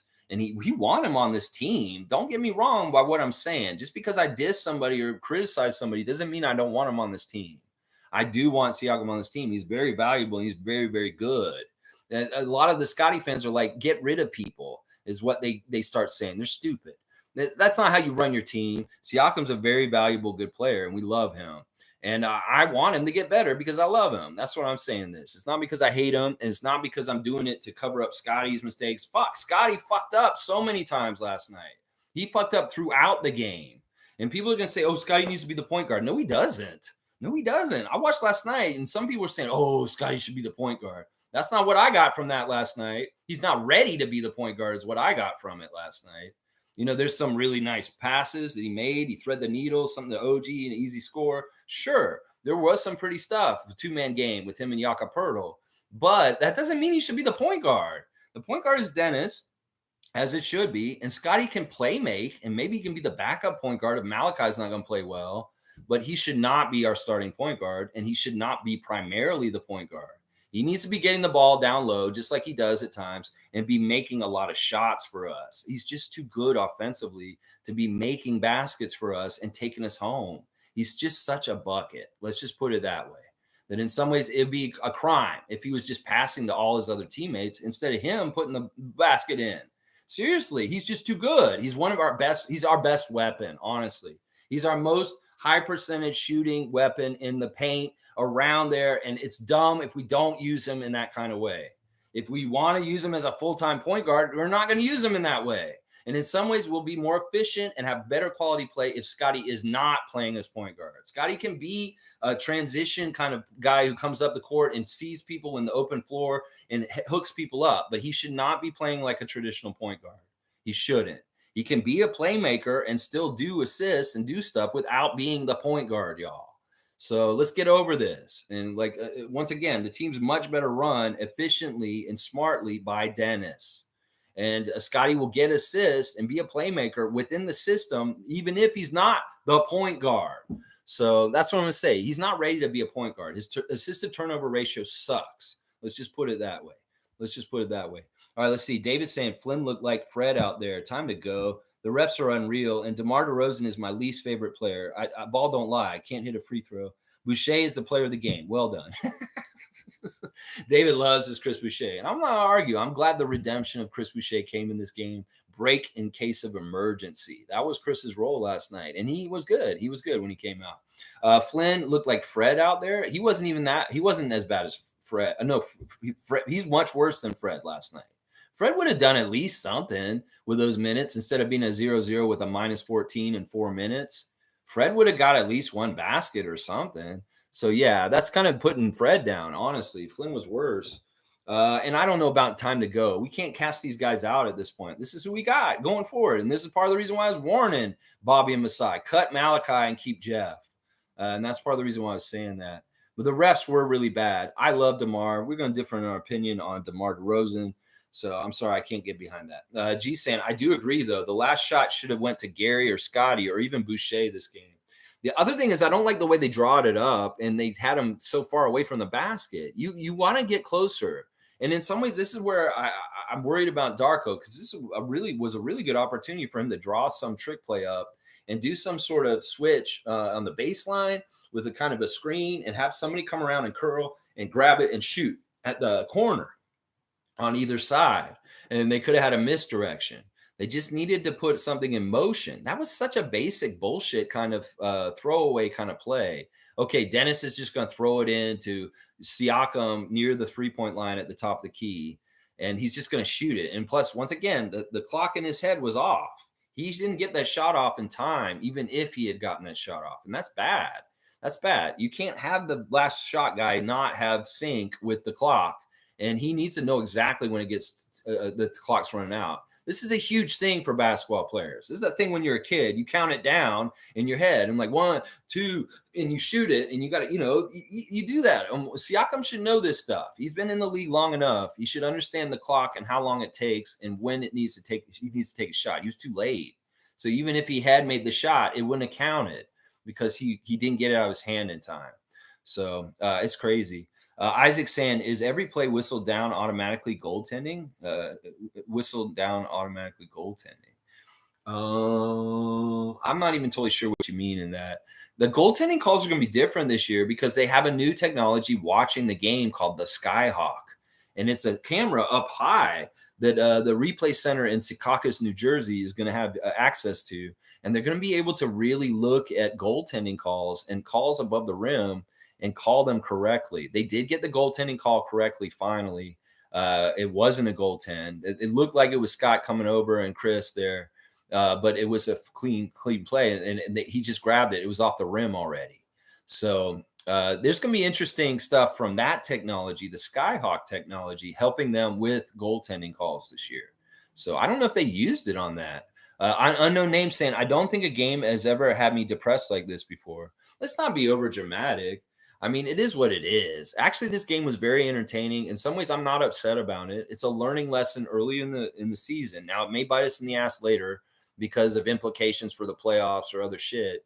But I felt way worse after the play-in than this. I mean, come on, let's look at the gravity of this. This is the second game of the season of 82, and we lost to them in the play-in, and that was way worse than this.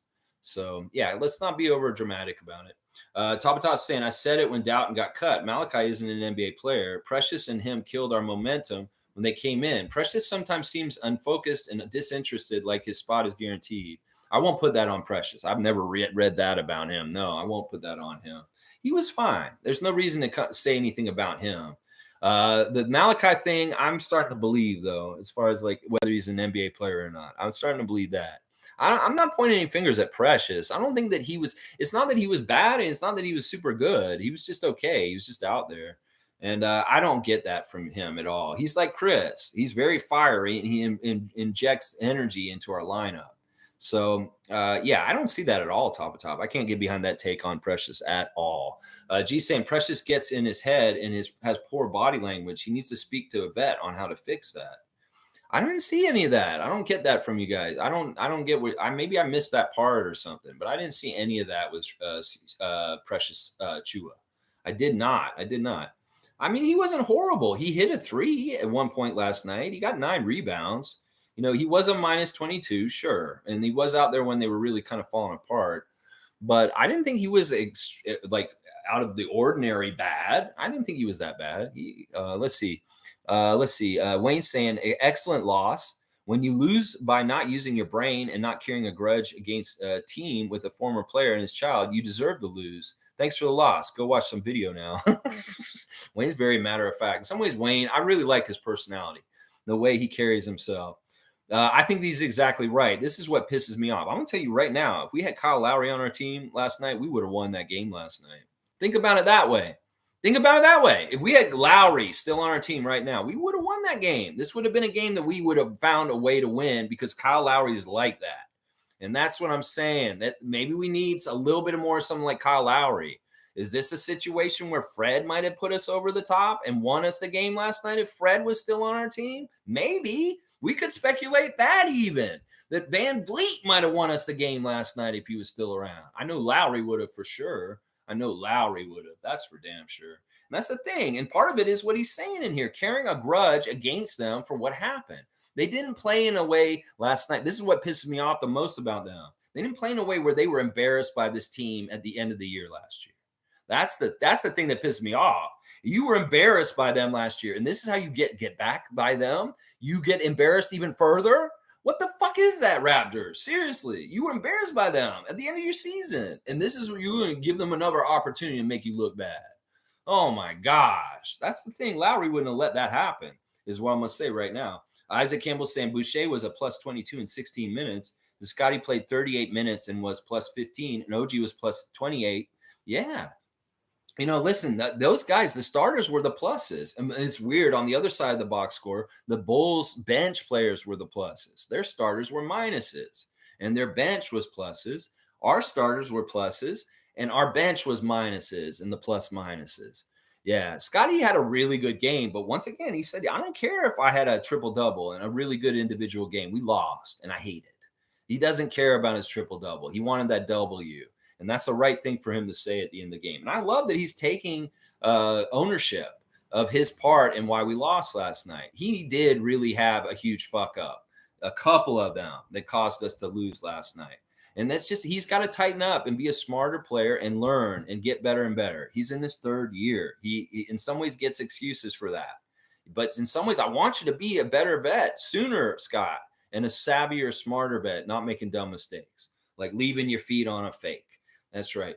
Let's see. Scotty is only 22 and will learn. These mistakes are very frustrating, but also value for him. Yeah. G's exactly right. These are valuable for him, but they're tough and they suck. Daryl Turner saying, good morning, Raptorsfreak. On behalf of the entire Raptors fans, I personally unequivocally place all the blame on last night's loss to the Toronto Raptors on the militant mindset of the referees.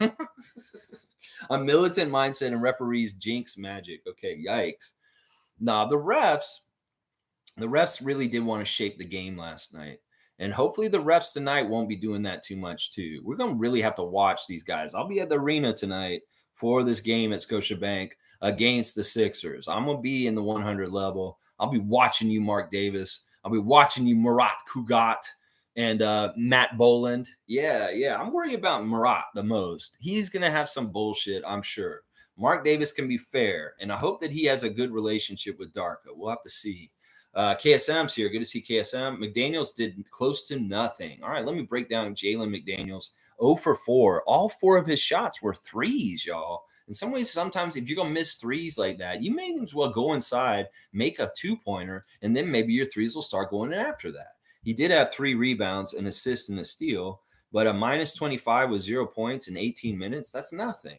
Why are we playing you, bro? We should be playing Otto Porter Jr., is what that sounded like right there. Let's see. Unknown name saying, I can't believe Boucher fell for Demar's dumb pup fake. I was yelling, don't fall for it, and they went for it and fell for it twice. Yeah, it was not Boucher. It was Scotty that fell for it in the bad way. It was Scotty who fouled him. It wasn't really Boucher in that instance. It was the Scotty when he jumped up, and that was in regulation. If he had not done that, if they just stayed home and played good defense on him, that would have been enough to win the game at that point. But because he put him on the line for 3 free throws, that's messed up. And the other thing is, once again, referees should not be allowing games to be decided at the free throw line. In some ways, at the end of games, when it's the last couple minutes, you let them play. And calling fouls to bail a team out to give them free throws to try and win the game, that's a very obvious ref manipulation to try and hand the game to that team. Do you see them calling any fouls at the other end to put us on the line the same way? No, you don't at the end. So that's the thing. If it's under a minute to go in regulation, you're supposed to swallow the whistle. That's just an unsung thing that people have said for a long, long time. And they use that excuse. Oh, it's the end of the game. We don't call fouls in the end of the game. Well, why the fuck are you calling fouls at the end of the game in this one? Seriously. Because in some ways, it's really bad to let the game be determined by free throws like that. And they were trying to do that. It's just that DeMar missed the fucking free throw. And it would have been over if he just made that last one and we got another chance. And I was like, oh, we can do it in overtime. Well, we still fucked that up too. So it's like we fucked up winning the game like 3 or 4 times. We had it in the bag a bunch of different times. We could have held it onto it and just won the game in certain ways if we just done certain things exactly right. As far as like holding the defense when we had a double-digit lead still in the fourth quarter and stopping them, whether it's not going for fakes, whether it's making free throws, whether it's the fucking refs not calling fouls at the end of the game when they shouldn't be, man, it's crazy. Let's see. Mugabe saying, morning Raptors freaks. My only problem with Pascal is he keeps passing the ball when he's in the paint. There was something he did during the game too that was kind of pissing me off. Is he was doing his old tricks. Like he was playing like it was last year. He wasn't playing in this Darko's system of being unselfish. He started doing his isolation shit at some points in the game. Now, he gets a little bit of leash to do that, I think, with Darko. It's not that he's in trouble for that.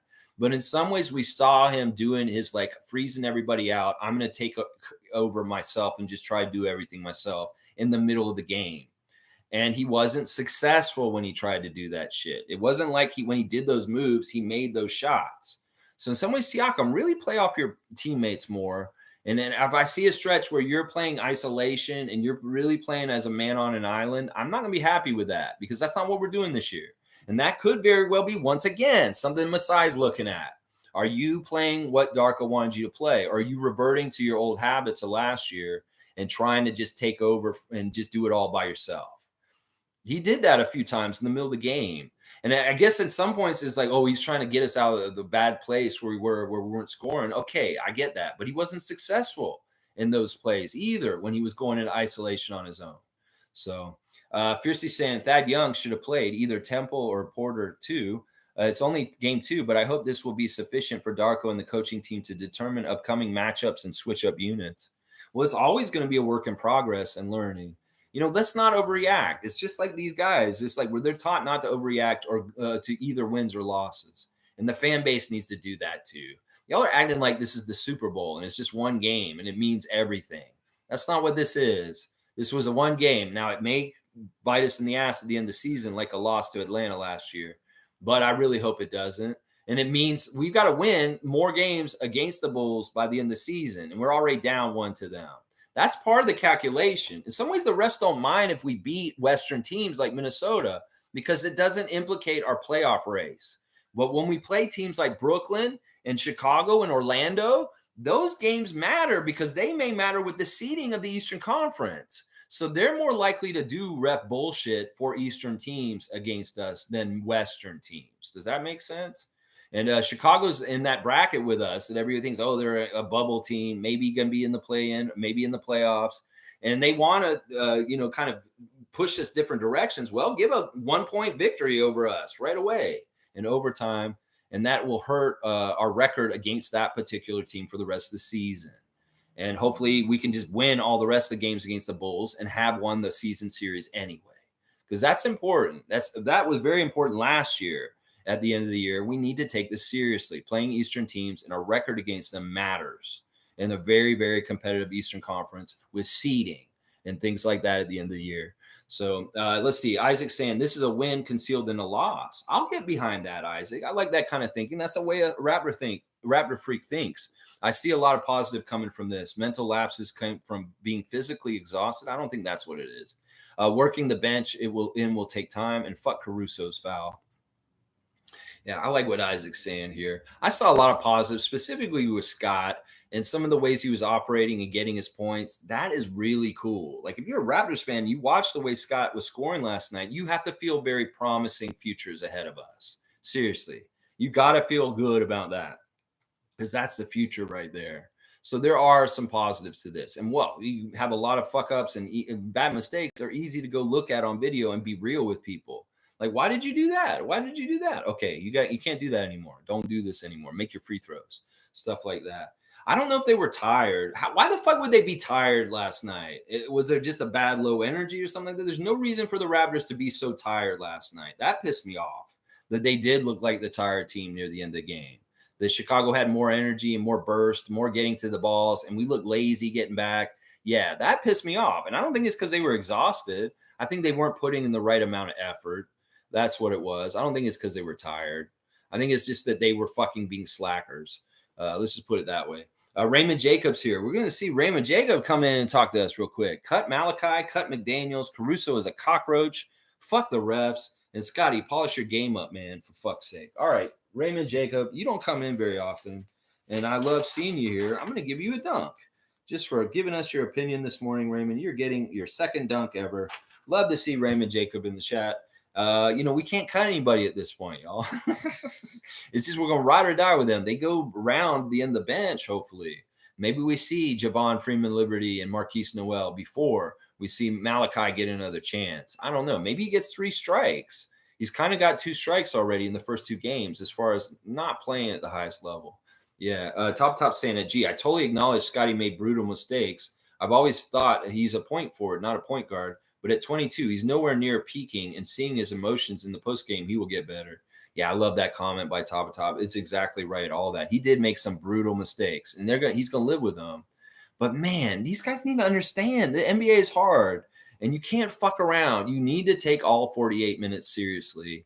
And seriously, if you can't get up against a team that's humiliated you earlier this year in the playoffs last year, what the fuck? Y'all need to get up better for your opponents, especially when you have a get back to get against. Kyle Lowry would have got y'all prepared better and being like, y'all need to fucking come and get them because we owe them. Seriously. Yeah, Seymour's still punching air. Fiercely saying rough night for McDaniels as well. People shitting on Jakob's free throw abilities, yet we missed so many yesterday, Gary and Pascal. Yeah, I don't know what Jakob do at the line. He didn't get the line. So the missed free throws, we'll blame him. Siakam too late. The ones that were late were awful. OG only got 1 and he missed it. That was bad. Scotty missed a free throw. Dennis missed a free throw. Chris missed a free throw. And Gary missed 3 free throws, which is very uncharacteristic of him. The 3 free throw misses by Gary were really screwed up. That's not like you, Gary. And you probably feel a little bit like you personally had something to do with them losing, because that's not like you. We could usually count on you to get all 4 of those free throws. I've seen you get like 12 out of 12 free throws in games in the last year. So why are you 1 for 4 from the free throw line last night, Gary Trent Jr., in a 1-point loss in overtime? That's bad. That is very, very bad. David saying, seriously, though, is that DeMar's actual natural shooting motion? He contorts his body and jumps sideways. It's pathetic. No wonder we traded your punk ass, fake ass baller goof. I'm not going to stand for this, David. You're getting a fucking strike for that. That is slandering a great Raptor legend. He always did this. Did you not watch back then? I know you were away. You were playing bridge, and you were not watching the Raptors during the DeMar era very much because you would understand this is how he actually does shoot. I used to criticize him back in the day for making his shots so much harder. He'd look for the double teams. He'd try and shoot all sideways, not balanced on purpose. And part of it was he wanted to get really good no matter what, and it worked. But we went through the fire when he was on this team because I'm like, why are you making your shot harder than it has to be, DeMar? You're driving me crazy. But at a certain point, he just started making them all, even though he was making them hard. So I completely disagree with you. And shame on you, David, for coming after one of our Raptors greats. I honestly think he's the second greatest Raptor of all time, and you need to chill. He's not the guy you need to come after on this channel. He is a made man. And it's unnecessary to criticize a man who actually killed us last night, shooting 50% and making 33 points, the leading scorer for the Bulls last night. No, that's a Raptors legend. We love DeMar. And come on, man. You can't say shit like this. You're calling him a fake-ass baller and a goof. That's what haters of him that discredited him the whole time he's playing for us said about him. And that's not the damn truth. He's a Hall of Famer, and he's going to pass some of the greatest players in NBA history this year with most points ever scored in the NBA. He's going to pass Larry Bird very shortly. So you tell me he's a fake-ass baller if he's about to fucking pass Larry Bird for most points in the NBA score. You tell me, David. You're going to piss me off in the wrong way. There's no reason to talk shit about DeMar. He's a great Raptor legend, and I won't stand for this shit. Hold your tongue if you got something to say about certain people. And those people are DeMar, Fred, and Kyle. All right? Because those are the three jerseys that are going up in our rafters. And you got to remember that, David. The number 10 is going to be at Scotiabank Arena up in the Raptors. So don't talk shit about Demar Derozan. You got one strike. I'm thinking about giving you 2 strikes because that's so out of not fucking pocket, man. I'm not down with this, David. You pissed me off with that comment. There's no reason to what did DeMar do wrong last night? He won his game. Oh, he missed a free throw at the end of the game and we got a second chance? Well, thank you, DeMar. Holy crap. Wayne's saying we expect to lose games. We expect teams to beat us, not for us to help the team beat us. I can't disagree with any of that. We help them beat us. Darko will definitely earn his money.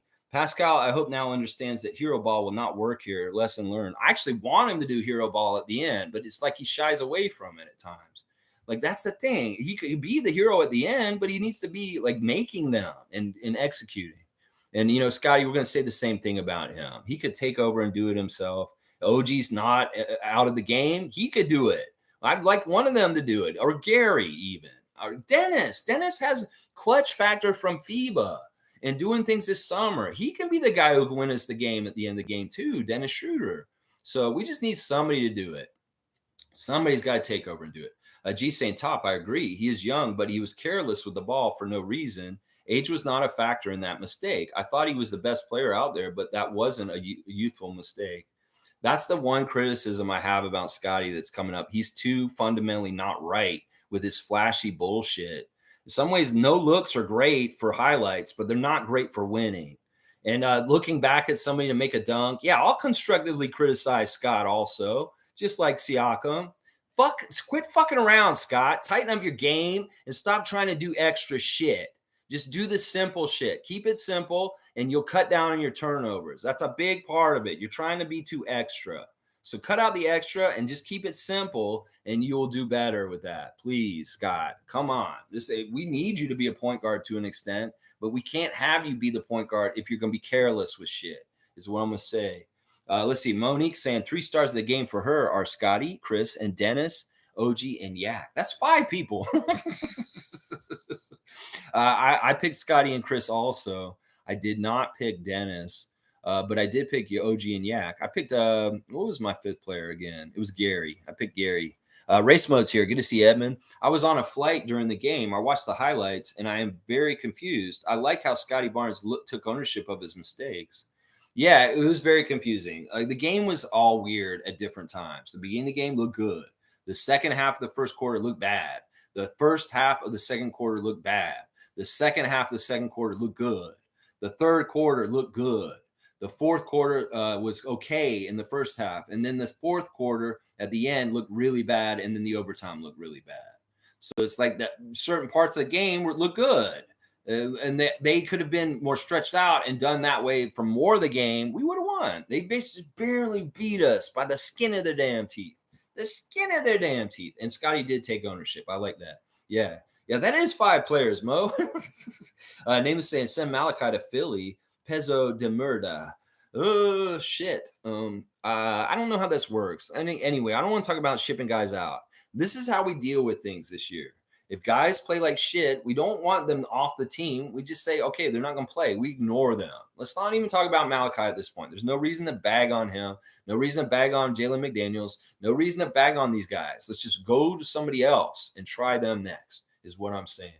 Fiercely saying, the way I see it, this had to happen. They will look at the film and have an honest discussion. It won't be the game impacting play-ins as will be in the playoffs, fam. Go Raps, go. I hope you're right, Fiercey. I want to just get into a playoff spot and not have to deal with records and play-in and all that kind of stuff. But it does matter.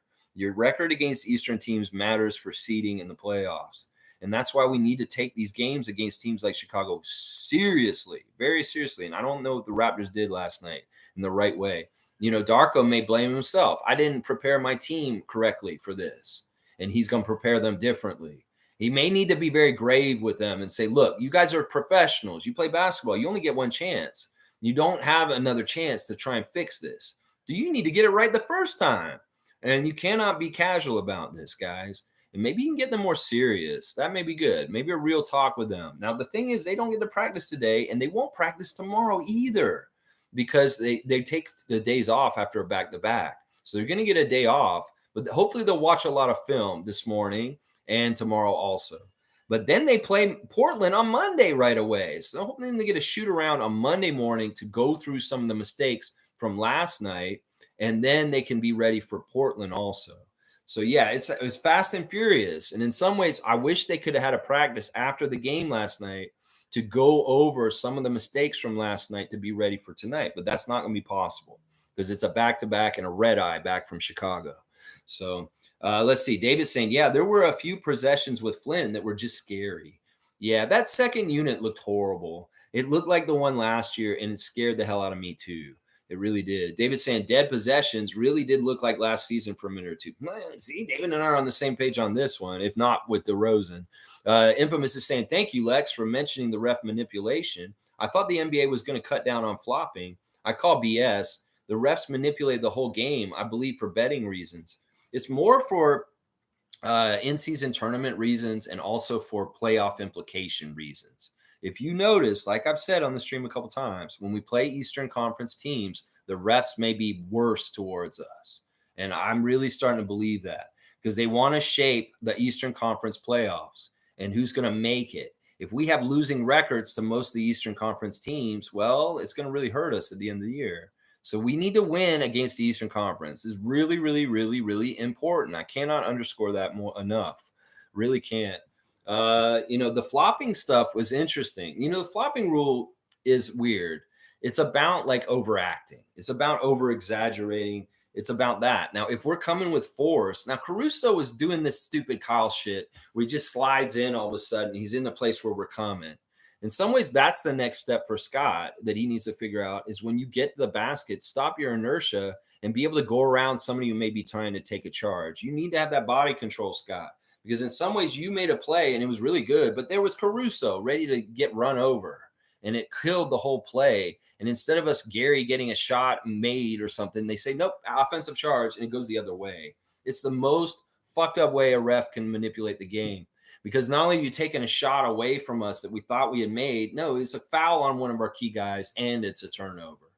So, Scotty, one of the next things you got to learn is when you get in that paint, you need to try and go around guys. You can't just like bowl over them, especially if they're going to do what Caruso does and try and take charges. You're going to maybe do a little bit of acrobat like Chris Boucher and stretch around them and kind of go around them like that.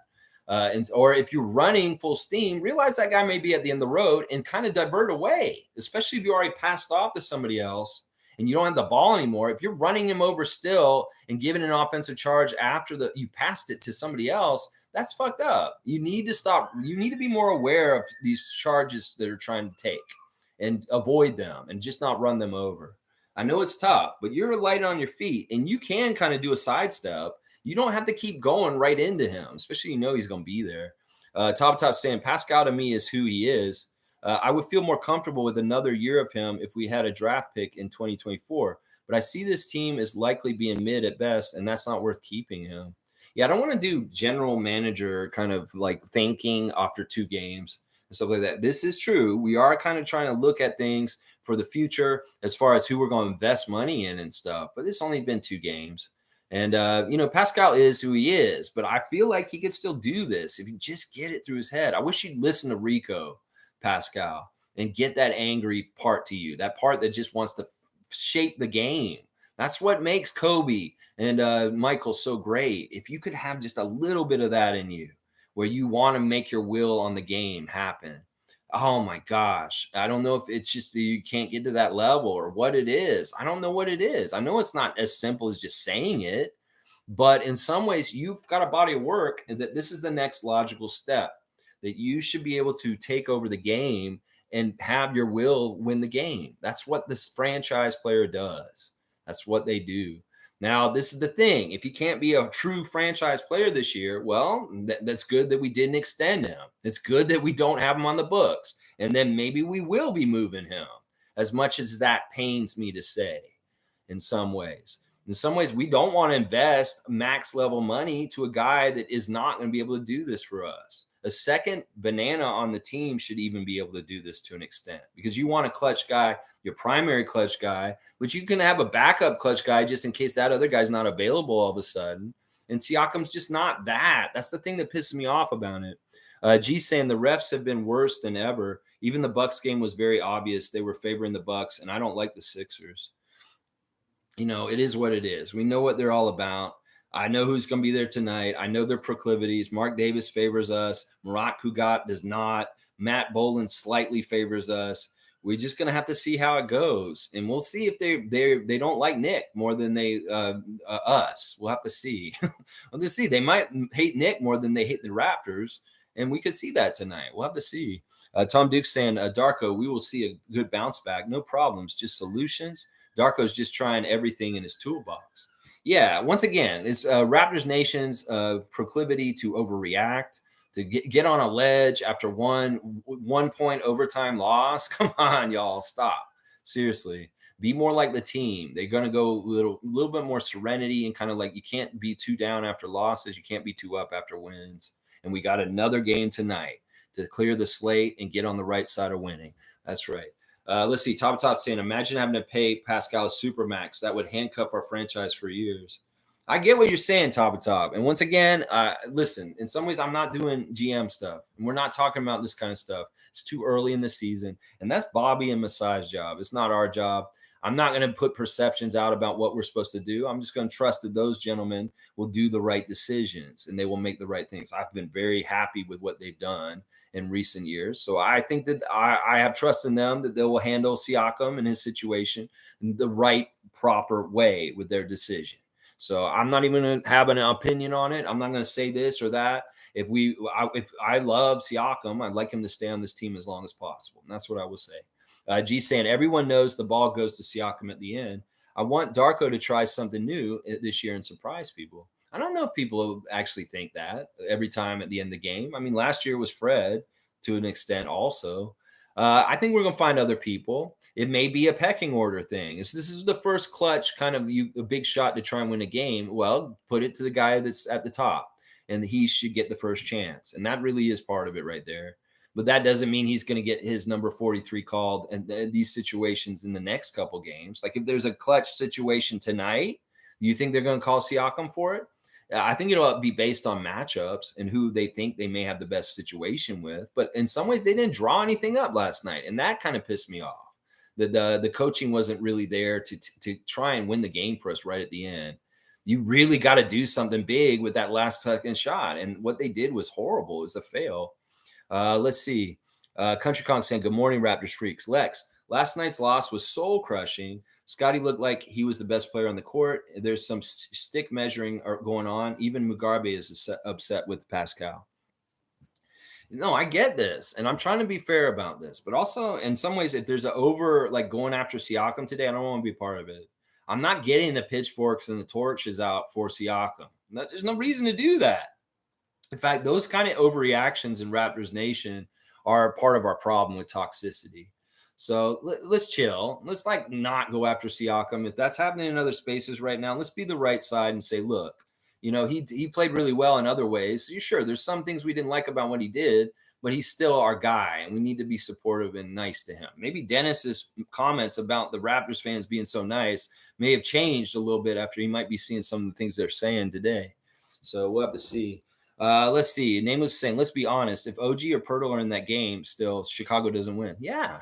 Yeah, there's a lot of different things that had to line up for them to get just a barely win. They won by the absolute skin of their teeth. And there were all kinds of things that led up to it. The fouling out of both Precious and Pirtle and OG not being available, huge factor in this. Huge factor. A lot of defense out of the game all of a sudden. And our defense sucked in the last part of the game. That's for damn sure. Infamous is saying Pascal did the right thing. That drive on Caruso was a foul. If it was DeMar, it wouldn't have been a foul. Oh my gosh. Yeah, there's a lot of woulda, coulda, shoulda in this thing. David's saying, of course not. DeMar gets the Joel in treatment. He's trash, but he plays for an American team, so he's a superstar. Fuck that. David, I'm telling you right now, do not call DeMar DeRozan trash. You're getting your second strike. Now go and review the rest of your comments because I will strike you out today. I'm pissed about this. There's no reason to come after DeMar. Don't hate the winner because they beat us. There's no reason to come after DeMar right now. He does not get Joel treatment. He deserves all that shit. And seriously, I'm sick of people slandering our Raptors legends. In some ways, people are slandering our players that are already on the team. They're slandering our old legends like Kyle and Fred and DeMar. Just stop this shit. Seriously. Just stop it, David. He's not like Joel in any kind of way. He's worked very hard for his whole entire career. In some ways, you sound casual with your DeMar takes today. Seriously. You really do. G saying it was a foul, not a strip. Even the announcers heard it.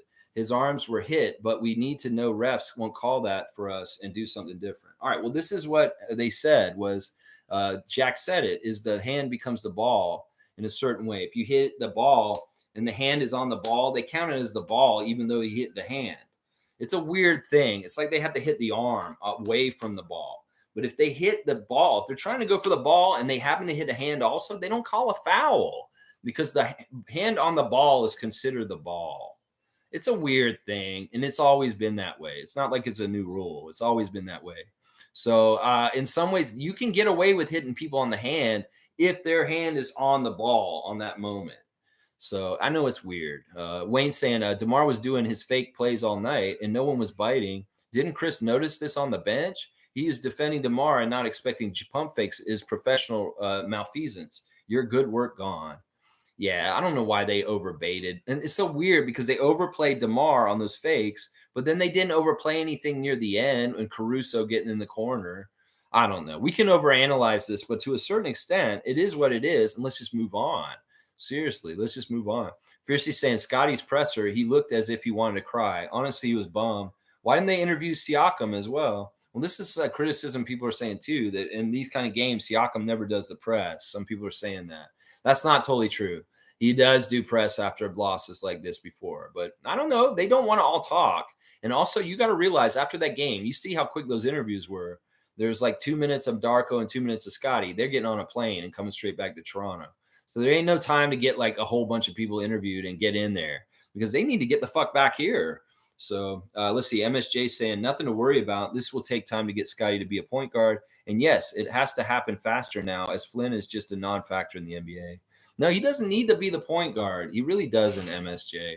I wish we'd stop using that label for Scott because it's a misnomer. It's not actually what he should be. He should never be a point guard. And I would caution all Raptors fans to give up on that idea. He can play as a playmaker and not be the point guard. That motherfucker was guarding the center last night. He's not a point guard, y'all. I'm sick of people labeling Scotty as a point guard just because he put it on his social media. In our system, he is almost like our 4. Last year, he said himself, he's guarding centers. He's playing 5. So in some ways, I go by where they defend what they play. I don't go by how they play on offense, whether they play that. So Scotty can be a playmaker and be a playmaking forward, but he's a fucking forward. He's not a guard. Everybody says he's a guard, but he's not. He's not. If I put it in my mind as of last night, Dennis is the point guard. OG is playing like the shooting guard right now. Siakam's the small forward slasher. Scotty's playing power forward. He's playing low post. I'm going to beat you up, little babies, and be a bully. That's the power forward on offense that he's playing. And when he guards, he's sometimes guarding center or four. When those guys fouled out, he had to guard Vucevic at the end of the game. So the labels of the positions, it really is. He's like a forward. He's not even the shooting guard. He's not a point guard. He's not a shooting guard. He's a forward, y'all. And he can be a passing forward, and he can be getting assists and triple doubles, and he can get all this kind of stuff. But the point guard is Dennis. The backup point guard is Malachi for now, maybe not much longer. And Scotty may be playing some backup point guard, I guess. But we can't rush him to be the point guard. He's going to take his time. And in some ways, we need him to go through these trials and tribulations. He's not ready to be a point guard. Let's just put it that way. He's just not. Malachi's a much better point guard than Scotty is right now, even with his fuckery. He's a much more controlled, smarter point guard than Scott is. Scott is making too many risks. And like I said, he's not fundamentally playing point guard correctly. Monique is saying, I like the NSYNC song, Bye, Bye, Bye, Malachi. We're not saying bye-bye to Malachi. We just started the season. He's on our team all year. He's not going anywhere. He's maybe going out of the rotation. That may be right. Seymour's saying the call to botch the game came from way up. Chicago is a big market. The league was not going to let them leave the building with the win. Let us leave the building within. The Tim Donaghy called it, and I witnessed it last night. Well, in some ways, they are trying to help the Bulls because if they had lost again last night, their season may be cooked for the whole season. So, yeah, I can see that. In some ways, they've given them a little bit of resuscitation, but it's really futile. They're going to suck still. They're going to be one of the worst teams in the East. And I could see them being not in the playoffs. I don't think they're very good. I think that they're lucky they won last night. And I think they're going to get their ass kicked by most teams in this league. Seriously. So I'm going to guess after seeing them once last night, and even though we lost by 1 point, they're not going to even be in the play-in. I think they're going to be one of the Eastern Conference teams looking on the outside, looking in, from the outside looking in. So MSJ saying, as Superfan Mo, the greatest, I'm so glad to hear you singing that song. That doesn't mean anything, though. It's bye-bye from the rotation, but he's still on the team. What do you think he's going to do? What, they're going to just cut him in the middle of the season? Maybe. I don't know. G's saying, imagine a really good point guard off the bench that could get the bench points and going. That would have been the difference maker. Maybe. I don't know. I don't think the point guard is. Anybody from the bench could fucking do this. It doesn't have to be the point guard. We just need somebody to step up and carry water at that time. Gary was trying. In some ways, he did it. But, yeah, I mean, I get behind that. I don't know. A really good point guard. Man, I just wish Malachi developed better. Nick Nurse, you fucked up Malachi. Damn it. David's saying, yeah, honestly, it's so sad. I really don't even want to watch this game. So the officials are going to do this to us. Well, I'm in it for the long haul. I don't give a shit. They're going to be who they're going to be. And we'll call them out for it. And we'll talk about it. But, yeah, this is part of being a Raptors fan. You just got to be used to getting screwed over by the refs. So, that's just how it is. That's just how it's going to be. So either you come along with us and be like, okay, or you're like, whatever, I don't want to watch this. I get it. You're a competitive guy and you want it to be fair, but life isn't fair. And in some ways, we got to go up against what we got to go up against. And we know that. We just know that. The Raptors should know that they got to play a perfect game to win in the NBA because they're going to capitalize on us being imperfect and allowing us to lose every second they can. And last night's the epitome of that. Shaq Lindsay saying Pascal will play in his next contact. You can't pay him a supermax and trade him to get value. Teams are not going to want him on a supermax. Pay him what he's worth, then trade him. We'll have to see how it all works out. There's still a lot of time. Once again, we're making too many decisions after 2 games. There's so much time in the season. There's a lot that Siakam could still do what I'm talking about and become that guy and prove that he is that guy. So it's way too early for making some of these snap judgments about the players and how this season's going to go. This is 2 games out of 82, y'all. Come on. 2 games. We got 80 more to go. So let's not overreact. Seymour saying the refs blew the whistle every time for Demar. Go look at our last play by Siakam. No bump call on Craig. Refs won the game, not the Bulls. Well, they helped them. They held their hand. They definitely held their hand. Caruso won that game for them. but the refs held their hand and helped them. They hampered the Raptors, and they held their hand at the end by helping them get free throws in situations where they shouldn't have been shooting free throws. They really shouldn't have been shooting those free throws at the end. And some of those are playthroughs, and just let them play and instead of like putting people on the line. It's a really cheap way of helping a team at the end of the game, is calling fouls on one end and not calling them on the other. Let's see. Shaq Lindsay saying, "You see why we need Malcolm Brogdon?" I still don't want him. I know you're bringing him up because of yesterday. I still don't want him. He's not the answer. We can get somebody else. Maybe Marquee can come up and do something for us at backup point guard. Who knows? That could be possible. Thank you for the cutoff. Stargate saying, it's okay to pinpoint and analyze all the individual mistakes of each specific player, but you can't ignore the other factors like some people are. Yeah, if anybody's just blindly saying Scotty was perfect last night, you're crazy. If anybody is like saying that your Siakam was just absolutely horrible last night, you're crazy too. So I'm just saying, there's a yin yang to this. There's a light and a dark on all this. And Siakam did good things last night too for a lot of the game, and some of the game he didn't. Scotty, same thing. So anybody who's like picking sides by saying, "Oh, I'm pro Scotty, but anti Siakam," and coming after Siakam this morning, just pause. There's no reason to do that. Once again, these aren't like stocks and they're competing with each other. They're supposed to be teammates and competing with the other team and helping each other beat the other team. It's not about making them at odds like some of y'all like to do in Raptors Nation. It's ridiculous. It's the Pensair thing. They want to make it between the players on the team. There's none of that. They stay together and they'll be fine. This is a learning experience last night. And I'll tell you, in some ways, that loss last night wasn't as bad as some of the losses last year. I say that Atlanta loss was worse than this. I'll say the play-in loss was worse than this. There's a Boston game that was worse than this last year also. So this game last night isn't as bad as those games. And some people are just like recency bias, and they're kind of forgetting that there's been much worse losses in the last year or so. So let's see. G saying Pascal only qualifies for a Supermax if he makes All NBA. If he doesn't play at an elite level, he doesn't get All NBA, and this discussion naturally plays out. Yeah, that's why we got to just let it happen the way it's supposed to. Siakam, the best way to be All NBA is to be the man and win games, and you'll look like the man. That's what we want. Tapatat saying Masai and Bobby seem to have a major blind spot. They think that they are the smartest in the room since the chip season. Prior to that, they acknowledge mistakes and move on. Now they lean into them more. That's bullshit. I'm going to give you a strike. Top. You're getting a strike because that's bullshit. That's bullshit. They don't lean into their mistakes or have blind spots. You don't even know how they think, top. You have no idea what their real thing is going on, like proprietary wise, because they don't talk to anybody. No, this is bullshit. You're filling in a blank that's not there. Anytime anybody starts talking about the front office and what they are and how they've done, you're full of shit when you start saying shit like this. You saying because since the chip season, see, that sounds like a motherfucker that I hate hearing that. Oh, the Raptors front office hasn't done jack shit since the championship. They have been unsuccessful since. That's a casual, fucked up take, and it's not true. We drafted Grady Dick, drafted Koloko, drafted Scotty, got Dennis this summer, hired Darko Rajakovic. We traded Kyle and got Precious. They have all kinds of wins all over the place since then. And I don't get this. You're saying they have a major blind spot. What is a major blind spot? What is a major blind spot? Be more specific with your argument, and maybe I'll see what you're saying. I don't see that. They think they're the smartest in the room since the chip season. Well, honestly, they are smarter than most of the GMs.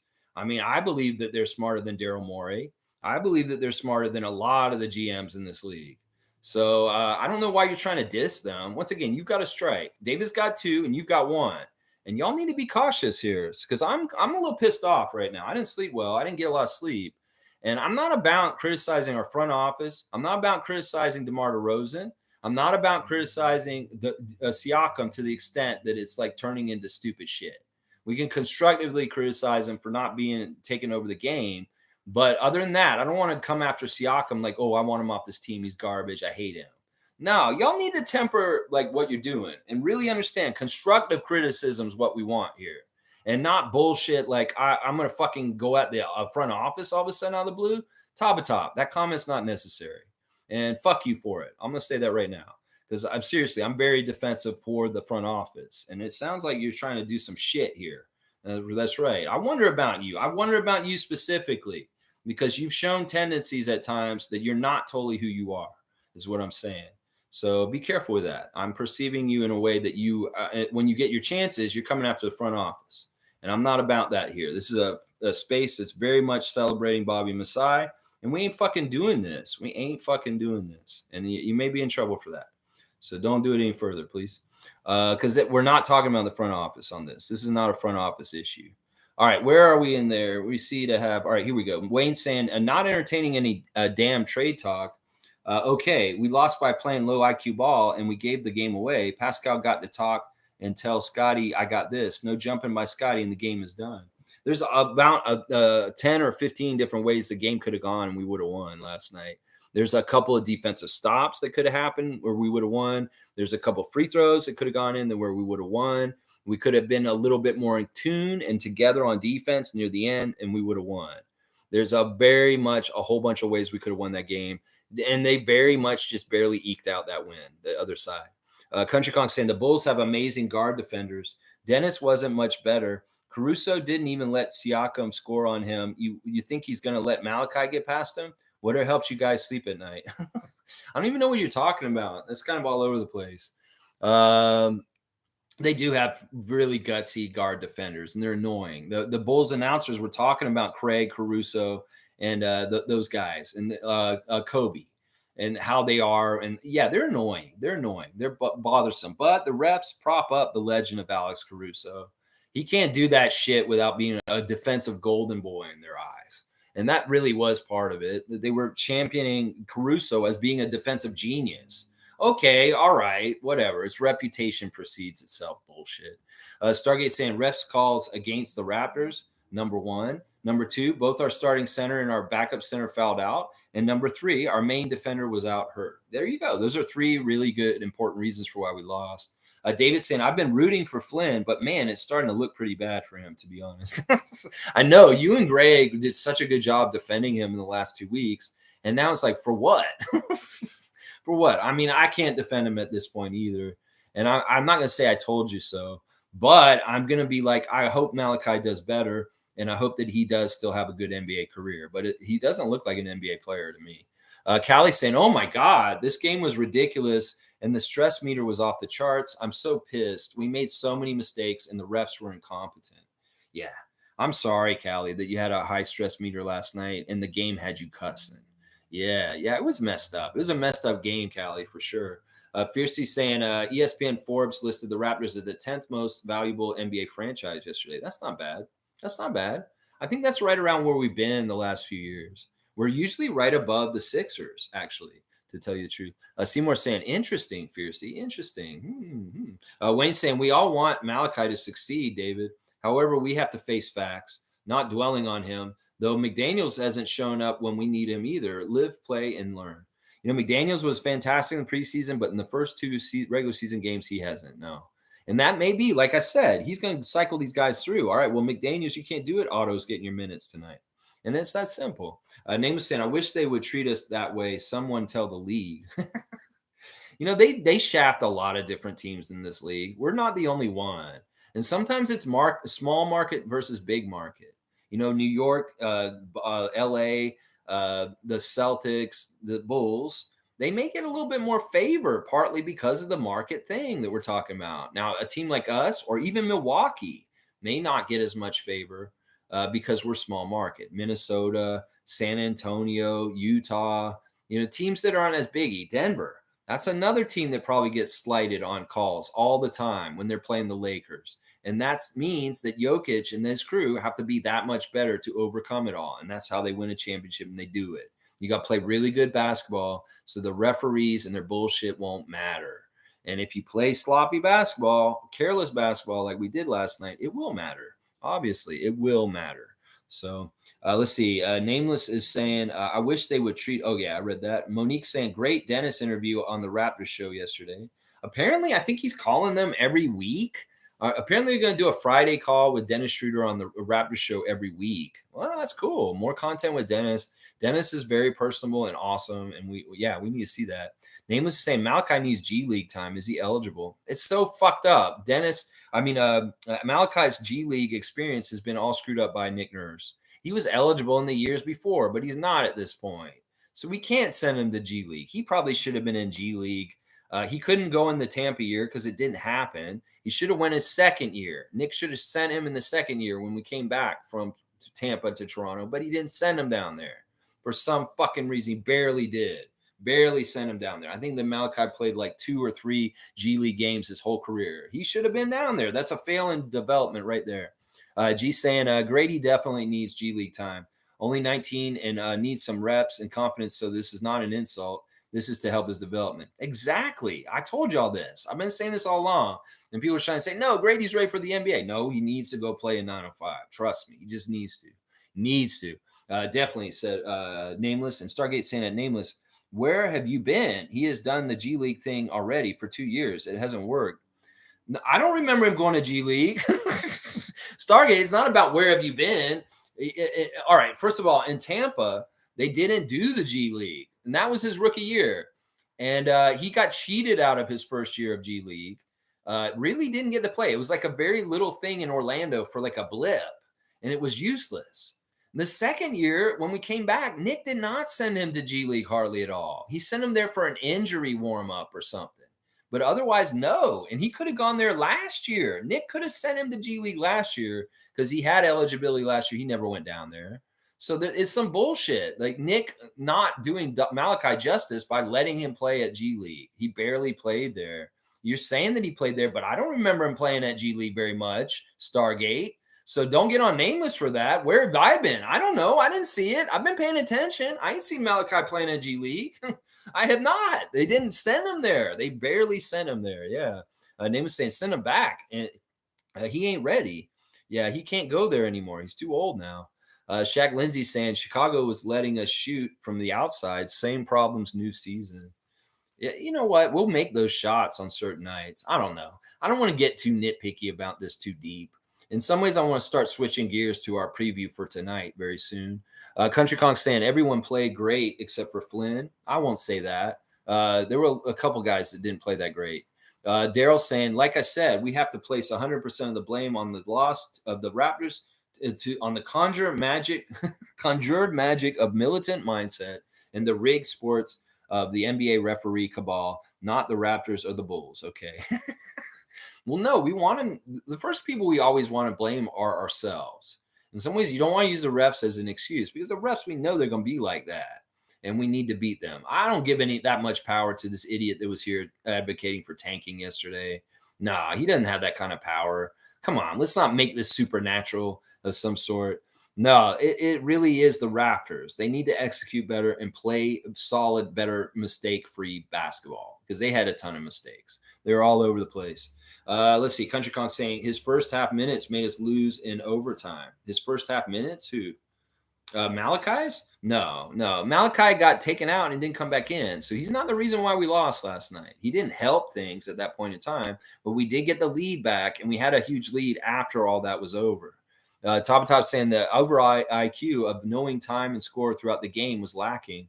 Precious fouling out. Scotty's foul on Demar, the Pascal turnover at the end and not tracking Caruso, lack of timing and knowledge in the score, and also the inbound stuff. Then there's like weird stuff where Precious was inbound the ball, but he didn't inbound it right. He was being half-assed. And he was like, Scott was like, no, you need to come out of bounds to throw it in correctly or they're going to call some bullshit. And they actually let them have that, and it was fine. But I was worried because it looked like Bernecki wanted to call 8-second half-court violation because they were taking so long there. But no, you know what he did? He stopped play and gave us extra time because the shot clock had ran while they were fucking around trying to inbound the ball because Precious was being half-assed about inbounding. You got to step all the way out, Precious. Don't cut corners. As Pat Delaney's saying, and this was the epitome of why y'all lost last night, everything matters.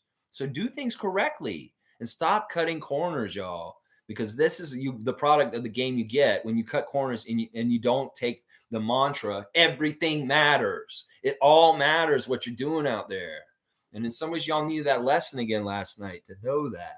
Yeah. Let's see. And the inbound stuff was crazy. Like, where is the person come around and why did we get an inbounds violation last night?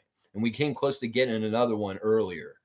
G saying this is a positive. Scotty is going to be a beast. Oh, yeah. Just needs to clean up some careless ball handling. He was casual with it, but he was so mad about it. I know he will take better care of it. Yeah. He's just got to tighten his shit up, clean your game up, be fundamentally better, Scott. Please. Carlos saying, now that I think this is the reason why Malachi doesn't want to commit to, or Masai doesn't want to commit to extending Pascal yet. I'm telling you, they're all under a microscope to be sussed out for who's the best to be in the future with Scotty, on the team with Scotty. We know Scotty's part of the future. We've got to see who the rest of the guys that are going to fit with him, they're going to go forward with him. Nameless is saying, we're watching the growing pains of a young superstar in Scotty. He's going to be a superstar. Make no mistake. Yep. And some of the shots that he misses in the low post, they're going to go eventually. Like some of them look really good. They just didn't fall. They're going to go eventually. Trust me. They're going to go at a high percentage. Carlos saying team is incomplete yet. It's inconsistent. I don't know if it's incomplete. It's inconsistent. G saying, yep, no one was managing the time and game. I expect Dennis to manage that, to be honest. I was going to say something glowing about Dennis if we won the game last night, because I noticed in the last 4 minutes of the game, Dennis took everybody together and did a really good pep talk about closing this game out and trying to win it, but it backfired. They didn't listen to him, obviously, or I don't know what it was, but there was really Dennis like taking a leadership role at the end and trying to get guys organized and on the same page as like, this is the time when we need to win it.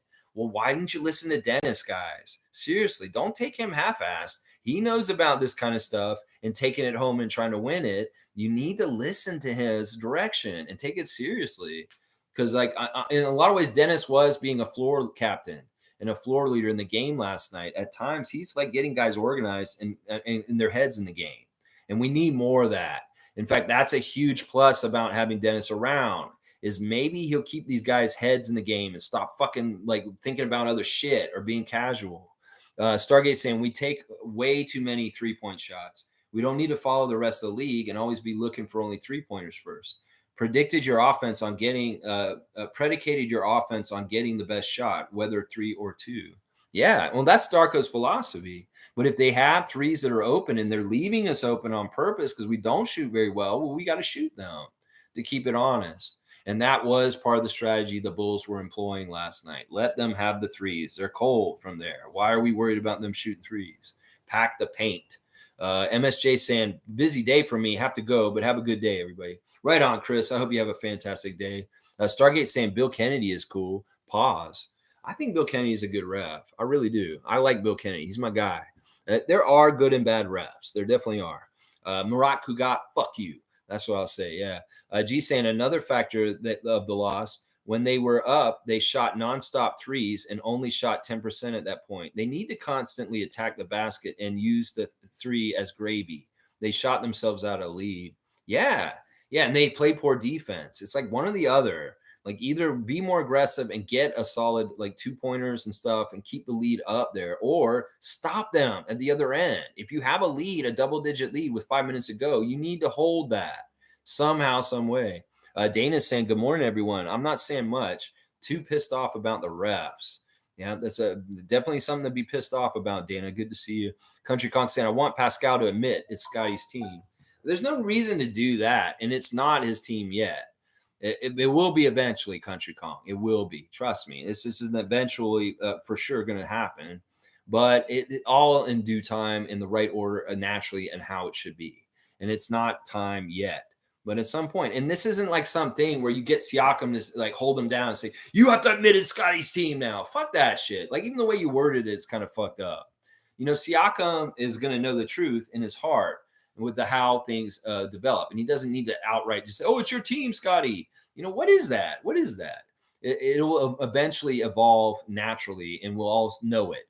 That's the thing. Some of y'all are just saying, we want to decree this. We want to decree that. No. What did they say? Earn, not given.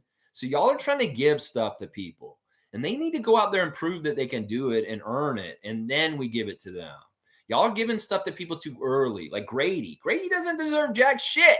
He hasn't done nothing in his NBA career yet. He hasn't even scored a point. So why do you want to give him so much? He has to earn it.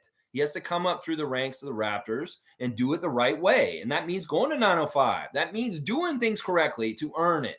That's why Malachi has to earn it to get the opportunities. That's the same thing with all of them. They need to earn it. It's not given to them. Scotty wants to be the number one guy on our team. He has to earn it. and show that he can be the clutch guy and the leader to take us home to big W's at the end of the game. Then I'll say he has earned it. He got it. I'm not going to give it to him before he's got it. And that's something that's wrong in our Raptors nation. There's too many people giving things to people before they earn them. And you need to let them earn them. And then we can say, yeah, he's got it now. He's got it. We can give it to him now because he's earned it. That's the thing. Don't put the cart before the horse. Nameless is saying anybody is a golden boy against Toronto. They pick a new one every single night. Well, let's not make that the truth. In some ways, it was dumb. Every game is an individual, unique experience. And, well, you just got to go in with the settings, take care of the settings, know what you have to do, execute, and overcome whatever is stacked against you. No excuses on this. Nameless, no excuses. Carlos saying, yeah, 100%. Me may be moving from Pascal if he continues to play this way. I just want to see other guys get chances to make the big shot. Siakam is such a valuable, good player, and we want him on this team, but we don't want to overpay him at a level that he's not playing at because he's not that kind of player. I think that's what we are trying to say here. Isaac saying the best W's come after the L's. Darko coached well and respected the players. It's going to take time to work out the kinks. 99 out of 10, we win that game. I know that 1% is how much they won it by. And that's why it's so frustrating and people are pissed. In some ways, Isaac's got an interesting thing he's saying here. Sometimes we lose the first night of the back-to-back and we kick so much ass on the second night because we're pissed. I highly predict that for tonight. In some ways, it's not just it's Nick tonight. They could get up because it's Nick and Patrick Beverley's stupid comment. But they can get up also partly because of their angst from last night. And this is a pattern we've shown. We bounce back on back-to-backs. When we played bad on the first night, we usually won the second night. So here's the hope when we kick some ass tonight. Take this game very seriously and take out any angst we have from last night out on the Sixers and Nick Nurse tonight. That's right. Nameless is saying corruption is rampant in this league. Corruption is rampant in this world. It's not just in this league. It's in this government. It's in this fucking stock markets, in the way they fucking do housing. It's all corrupt. Everything's corrupt, Nameless. It's all corrupt. You should know that, my mafioso brother. Yeah, it's all fucking corrupt. So, of course, the NBA refs are corrupt. All refs are corrupt in all sports. Everything's fucked up and all compromised because of greed and money.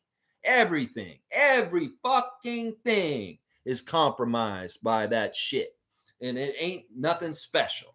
It's just the way the fucking lay of the land is. Fiercely saying at Infamous, don't quit on us, fam. We ride with the team no matter what.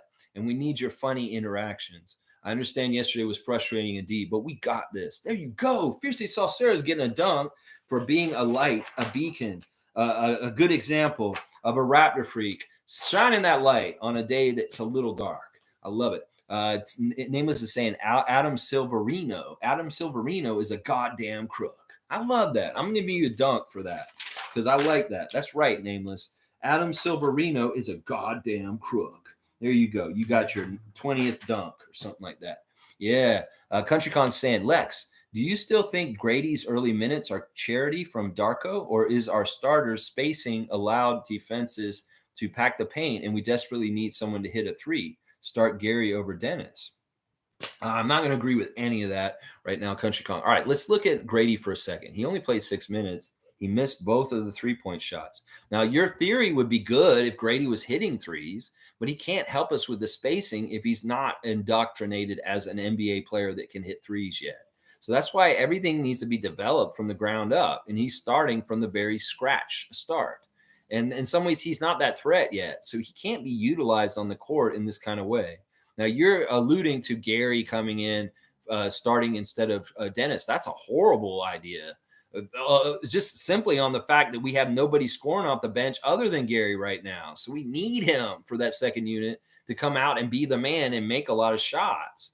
So the fit is right with Dennis starting and Gary off the bench. He's a fantastic six man, and he'll adjust and do better. He hasn't been totally on since the season start, but that's not a good switch. Let's just put it that way. It's just not a good trade for different reasons. It's not good for the bench, and it's not good for the starters either. So yeah, I don't. It was charity in the first game because he only wanted to give him an appearance and get that rookie debut out of the way. There, you played in an NBA game, Grady. Now, the game yesterday was actually for discovery, and he had the chance to do more, but he didn't get it. He was with those other guys, and they all failed. So in some ways, he was set back. Now, it could be that he doesn't play tonight, partly because of that. Who knows? It may be that Malachi, Jalen, and Grady are not going to get to play tonight, and there's going to be a different five coming off the bench in our 10-man rotation. It could very well be something like Scotty's playing backup point guard tonight with no Malachi playing, and it's Otto, Thad, Chris Boucher, Precious, and Garrett Temple. They go all with the all vet backup team tonight. That could happen. Seriously. Stargate saying investigation by whom? Who should investigate the refs?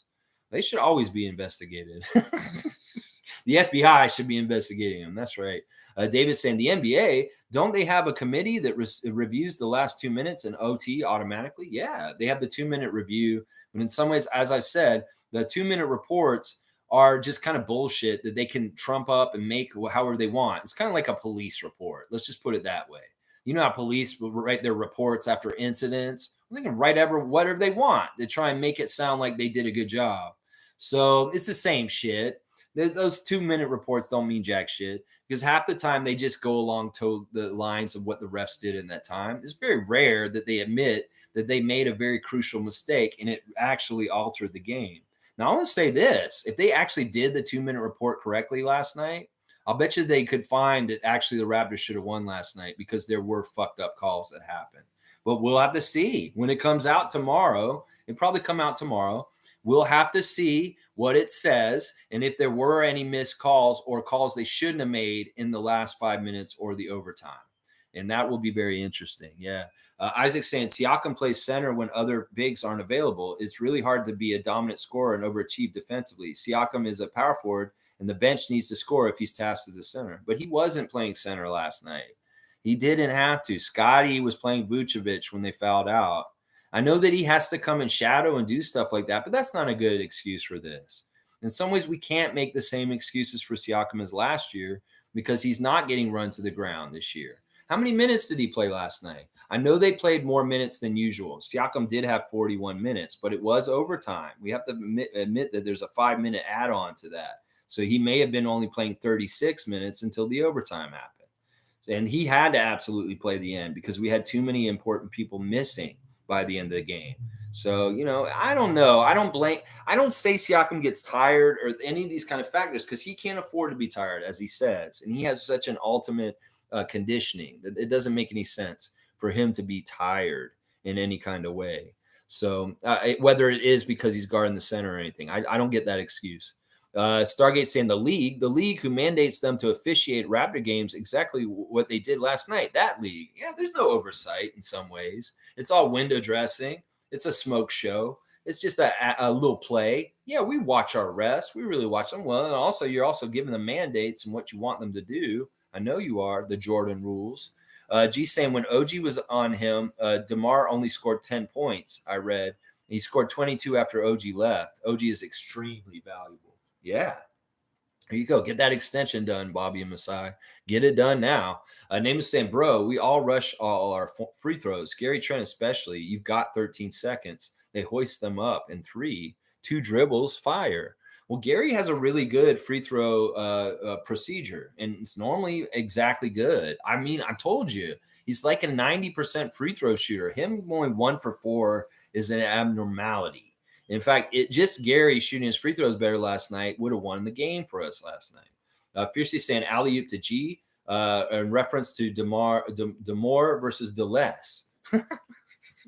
All right, we'll give him that alley-oop for that.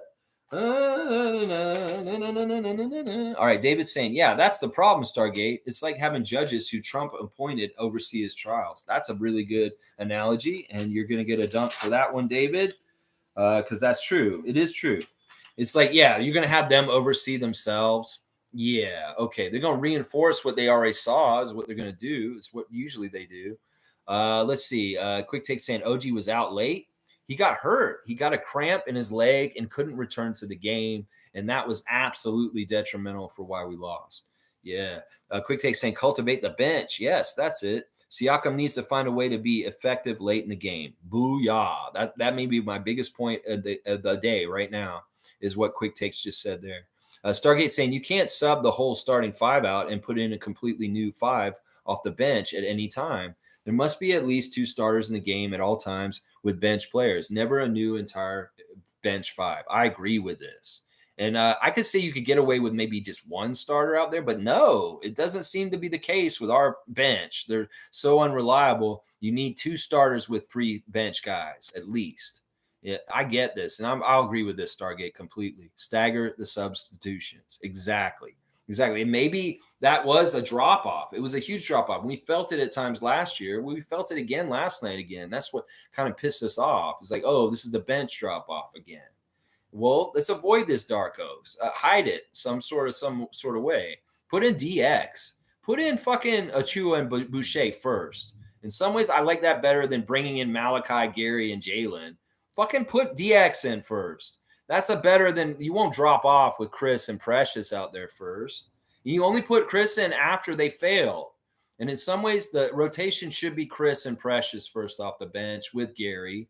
Gary can come off too right around then.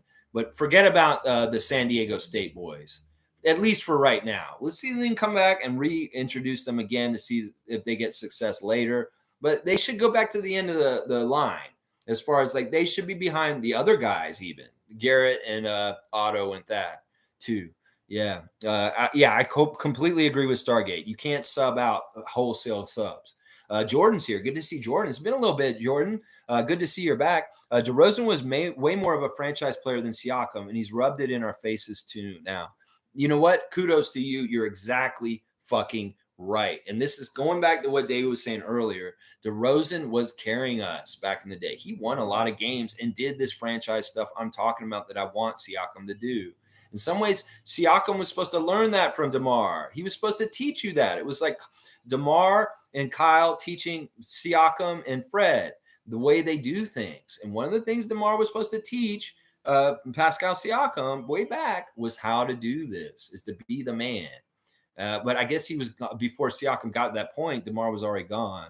Well, that's the thing. This is totally true. Jordan is exactly right. DeRozan has been a franchise player for us in the past, and he carried us home to games, win or lose. Sometimes he wasn't successful. He got a lot of hell for it too.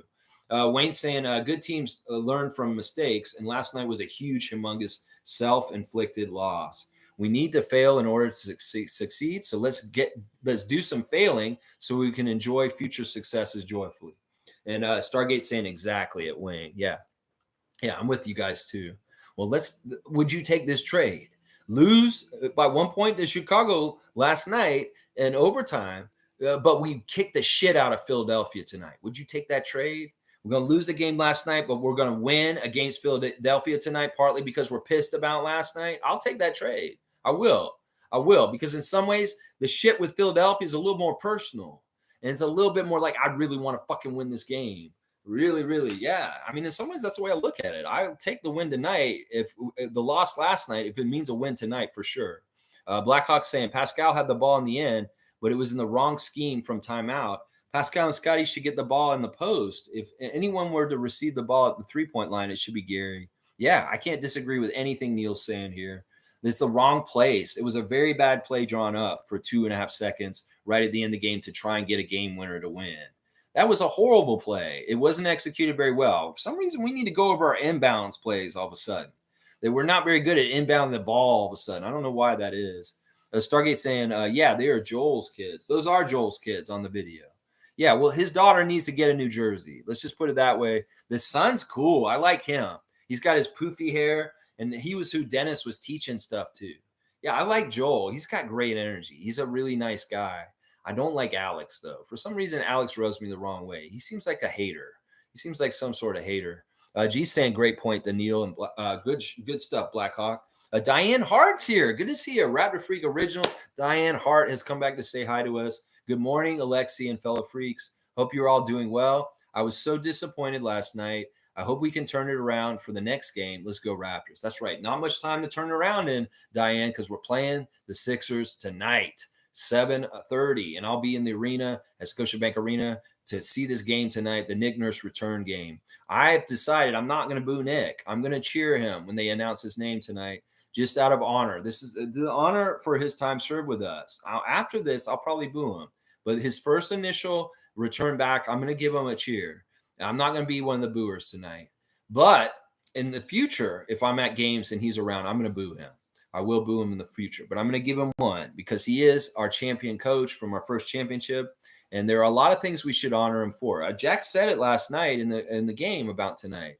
He's saying to the fans, we got to remember recency bias will change how we feel, but we got to realize how much Nick did for our team also. And I get it. In some ways, he's enemy number one at this point this season.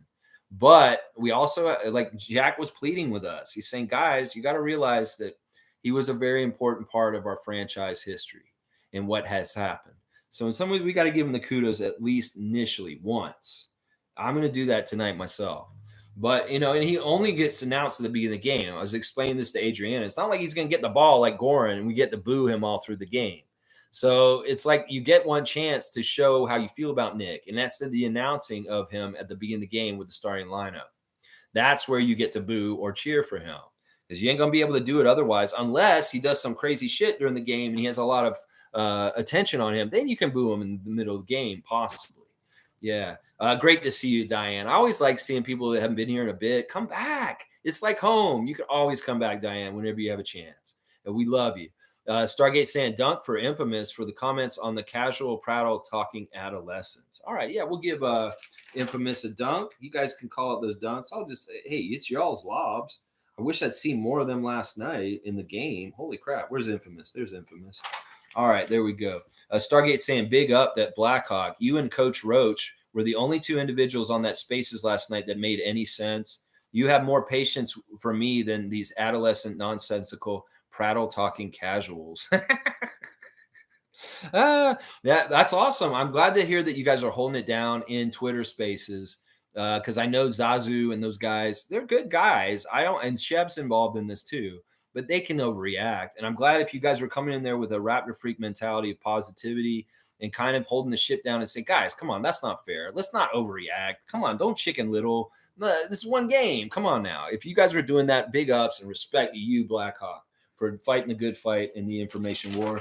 And I'm going to give you a dunk for it too after the fact. That's from me to you. Alley-oop from Lex to Blackhawk on that one. Yeah. Let's see. Infamous is saying the blaming Pascal is not directed at you, Lex. I'm talking about the other channels and individuals. Okay. See, I haven't looked at anybody else's stuff. I just looked at the box score and the interviews from last night. I try not to go look at the other shit because I know it's a dumpster fire and I may get upset like you guys are about it. Okay, well, thanks for clarifying that. Eddie's saying, yeah, they suck, bro. Who? The refs? Yeah, they do suck, Eddie. The refs suck bad. I hate them. Blackhawk saying, Precious had better plays on the Bulls than on the T-Wolves. What Precious needs to clean up is his screens because they started his foul trouble, which led to unnecessary foul calls. It's very interesting that he got that freedom of motion call last night. Pirtle got it one in the first game, and Achiuwa got it last night. And it's very simple, guys. I can show y'all. It's basically like when you're standing, you got to keep your legs straight. And if you go out like a V, I guess I got to be further back. If you go out like a V and they think that you're sticking your leg out to try and trip them, that's a foul now. That's an offensive foul. So way you set screens in the NBA this year is very different. You cannot extend a leg out and make yourself wider because they're going to call you an offensive foul at this point. And some of it's adjustment. The players, it's new rule. They don't understand it yet, and they've got to learn it. So that's part of the problem with this offensive foul off of the screens. It's a very new thing, and they're calling it on all the teams, and it's happening all over the place. It's not just us. Let's see. Eddie's saying, and it shows you need an all-star player. Well, let's hope that Scotty grows into one this year. Siakam's an all-star. It's just that he's not totally a closer. And I hate that. I hate that about him. I wish he could be a closer, and I wish he would just get that aspect to him. But it may not be in the cards. But I think Scotty's got it. And we do have an all-star. He's going to be coming. His name's Scotty Wayne Barnes, Eddie. So open your eyes. You're going to see it more and more. You can't tell me that the future isn't bright for this young man after some of the offensive moves you've seen him pull off so far this season. So, yeah, he's an all-star, and he's up and coming. He's budding all-star. We don't have to look somewhere else to get somebody to come save us. Our savior's on our team already, and he's our number 4 pick, Scotty Barnes. Let's see. Yeah, thank you to G. Thank you to Blackhawk. Thank you, Neil. Carlos saying, interesting to see how Darko responded to this game. Well, once again, they don't want to overreact like the fans are overreacting. They don't want to do that. They're not doing that. They understand it's one game. Now, they're not liking it. They're pissed about it. And hopefully it'll motivate them for tonight. Tom Duke saying, thanks for your wisdom, Eddie. Butthole face. So funny. Tom Duke saying, we got it. We've got all we need. Zip it. Tom being regulator there. All right. G saying, Precious didn't play bad. He needs better short-term memory, though. Sometimes his body language is a downer. When he's a spark plug, he's great. I still didn't read that about Precious totally, what you guys are saying. Maybe I didn't pay attention to that part of the game when that was exactly happening. Blackhawks saying, big up. The Stargate, they got me worked up on spaces last night. You go, Neil. You set them straight. You do it like I would. You say the stuff I would say to them. I know you would. You say it in your own way. You say it in your own voice. But yeah, do you fight that good fight, Neil? Much respect to Blackhawk. We love you, man. Isaac saying, don't ever use your challenge, Darko. Welcome to Toronto. It really extended the game. Having extra challenges may be stupid. I mean, I kind of don't like that we had 4 challenges last night. Once again, that's a way the refs can mess with the flow of the game. And like the challenges really drag the game out longer. It really, really does. And having 4 of them last night, that was crazy. Eddie's saying this team is not going nowhere without an all-star player. Well, let's see where Scotty's in like a week from now. Seriously, he's going to be an all-star this year, Eddie. You're going to be ready to see it. Tom's got him in right there. Pascal and Scotty are all-stars, buddy. Siakam is an all-star. He was an all-star last year, homie. So, yeah, Eddie, come on now. We have an all-star. He was an all-star last year, Pascal Siakam. If I remember correctly, he was on the all-star team, wasn't he? Tom Dukes got Darko at the clock and some championships. It's coming. It's coming, Tommy. Carlos saying, laugh out loud. We lost the game by bad habits we had before. Those weren't going to disappear overnight. It's almost like let's revisit the bad habits and okay, shine a light on them and say, yeah, we're not going to do this anymore. And the video session this morning with the Raptors is probably very interesting. It's probably very, very interesting. They go over the good stuff and the bad stuff. And I'm sure they're really pounding home some of the stuff about the bad stuff yesterday that just can't happen anymore. It just cannot happen anymore. Yeah. And Carlos right. We already have our all-stars. And he's saying, no, this team doesn't have. What? Eddie, what are you talking about? They do have an all-star. His name's Pascal Siakam. He was on the all-star team last year. He's a multiple all-star, actually. He's been on a few all-star teams, Eddie. Come on, man. Be a fact teller. Come on now. And David just says straight up, shut up, moron. David, you're getting a dunk for that. You've got 2 strikes today, David. And I know you like getting strikes sometimes, but you're getting a dunk, too. You got 2 dunks and 2 strikes. He's stat stuffing. Just like Scotty Barnes. That's what David's doing. He's stat stuffing today. I love that. Shut up, moron. G saying Jakob scored 8 points very quickly, and then they went away from that. That they need to utilize Jakob more on the offense. The pick and roll needs work too. I like what you're saying, G, and this is a really astute comment. Once again, coming from G. Early on, I was thinking, wow, they're kind of using Jakob as an offensive weapon like Pop might have in San Antonio last year. Because, Jakob can score a lot of points if you need him to. And in some ways, it's always smart to establish him early in the game for a post presence because it opens up things for the shooters on the outside. I'm always a big fan of high percentage shots at the beginning of the game. So going to Jakob and doing pick and rolls with him and Scott at the beginning was fantastic. And it really, really worked. It really, really worked. And you're right, G. Why did we go away from working with Jakob? It was really working well. Did Donovan make an adjustment and it just wasn't there as much as it was right off the bat? Maybe. Maybe the foul trouble with Jakob put him on the bench and it didn't allow for more of that fruit to be born. So, yeah, great point, G. I love the stuff with Jakob earlier in the game, and it made me reminisce about him on the Spurs and how much he was an offensive push for them. They needed him to score there. So he was always looking to score on that team. And it was like the step through he did early in the game was really nice. He had really good footwork, and it looked like Kevin McHale kind of shit. The way he stepped through the lane around Vucevic and made that shot early in the game. Carlos saying, Eddie, really? Oh, man, thank you for pointing it out. Best basketball mind here. Yeah, Carlo, I think you're being sarcastic. Tom Duke saying, must be lame not to be happy about things. Chin up, Buttercup. You guys are funny today. Eddie saying, teams got that player that the Raps don't. They don't have a player to take the last shot. Well, we're on a fact-finding mission. We're gonna figure this out. We had our first try with Siakam.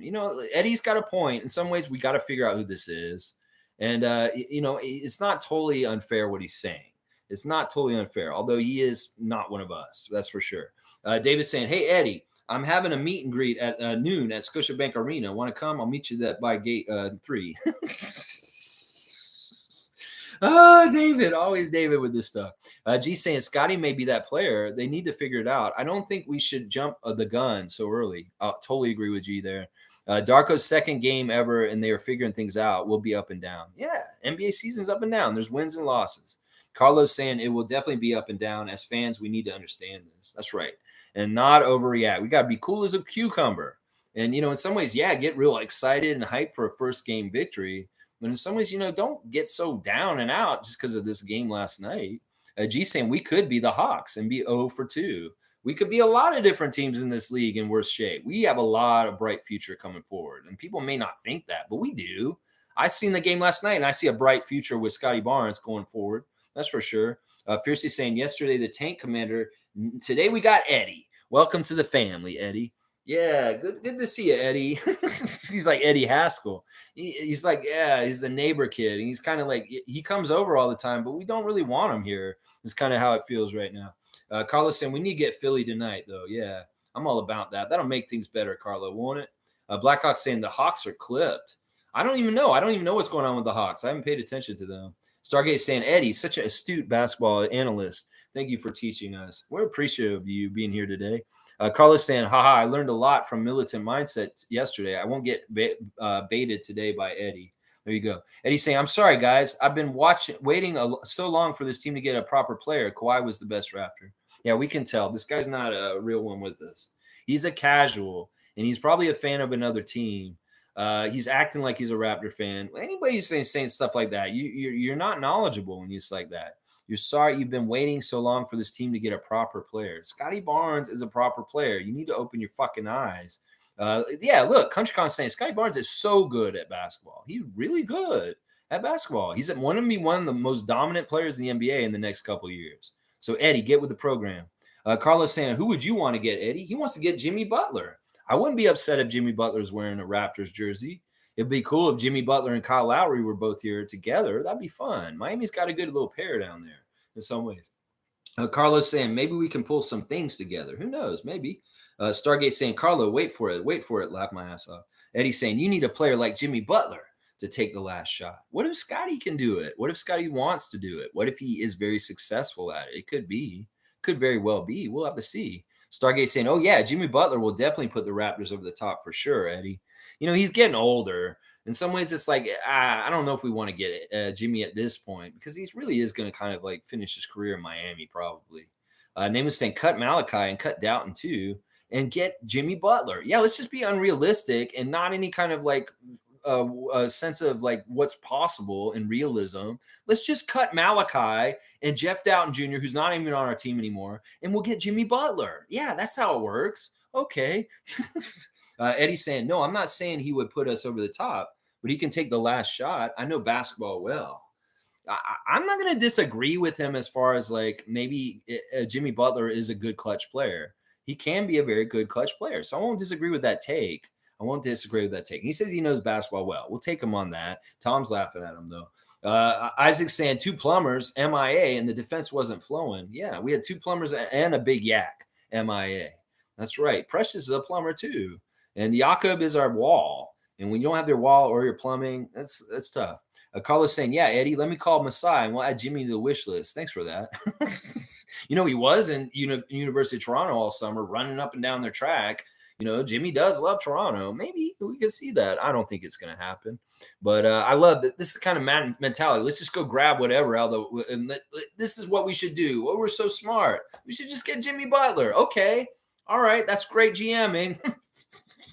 All right. Let's see. Yeah, Eddie, you seem to know basketball well, for sure. See, I can see that too. I think he is good.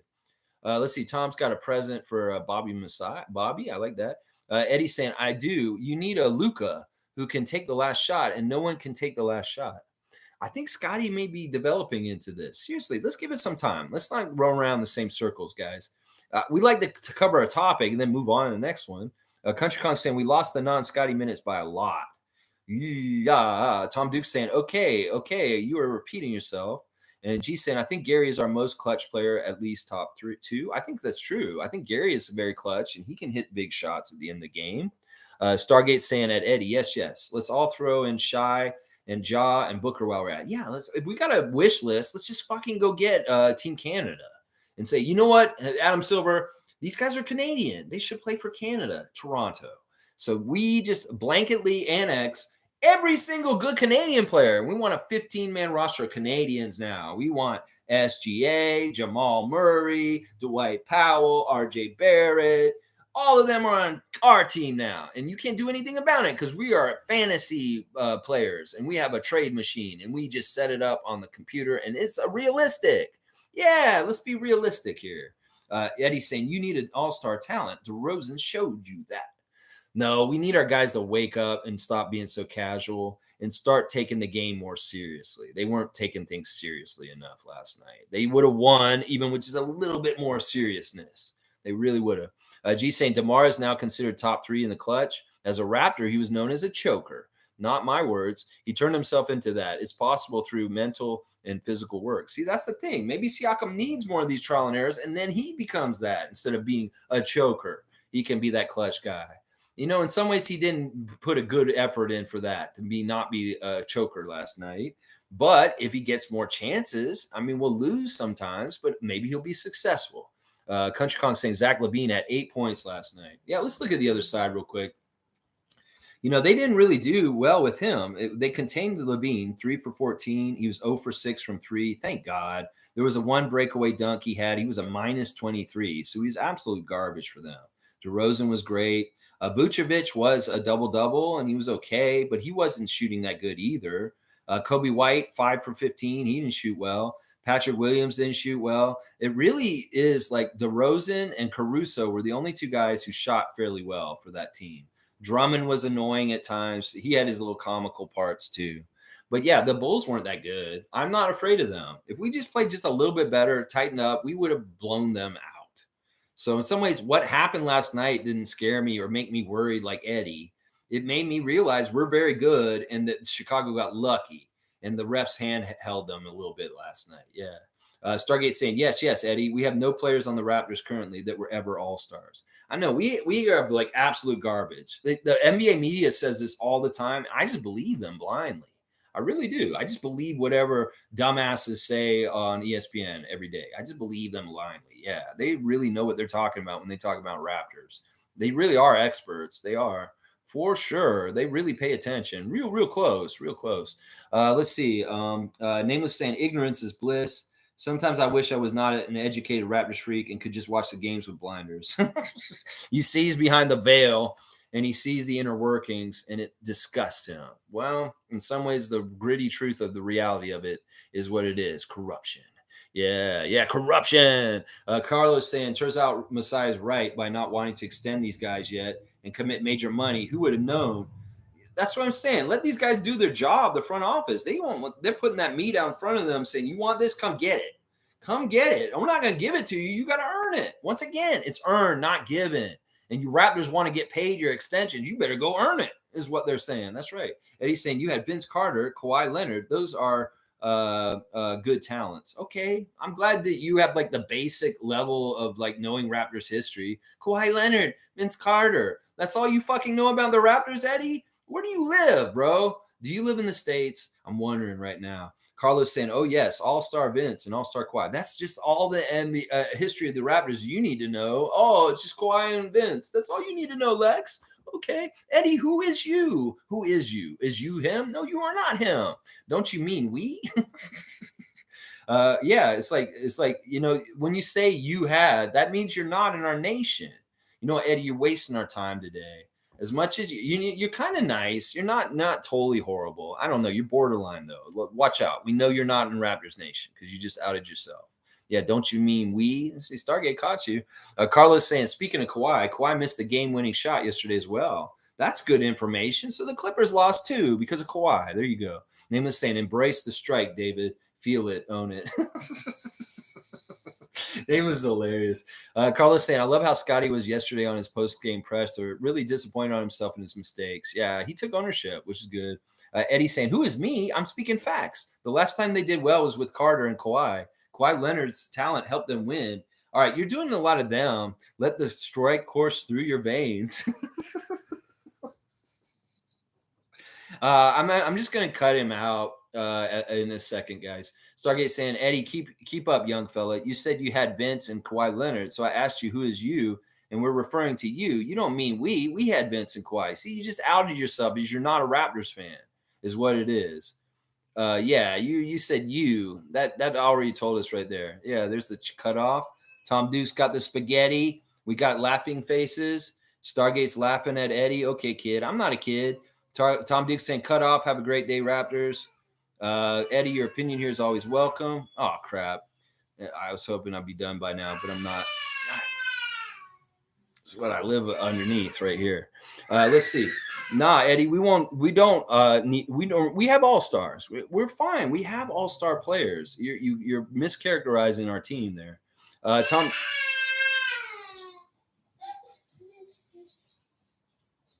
All right, I'll give them a sec to get inside their door. All right, let me see. Tom Duke is saying, yeah, Eddie, for sure. Have an awesome day, sir.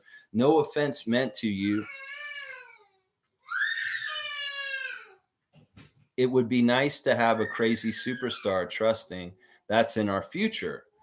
Yeah, we have good superstars coming up. All right, I'm going to finish this up.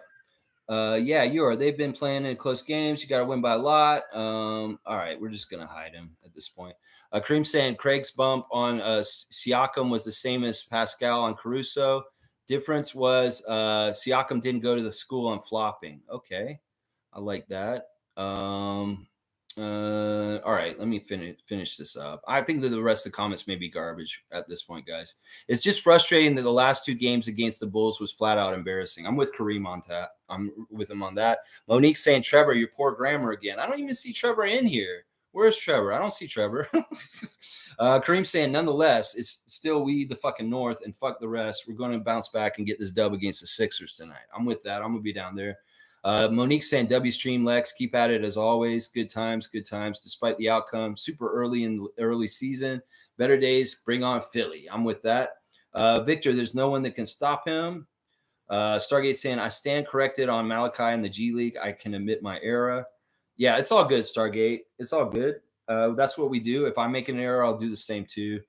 P.S. Shuda, it was here for a sec, but he left. I don't know what's up with you. I like the tag, and we like Siakam here. We're not anti-Siakam here, so don't worry.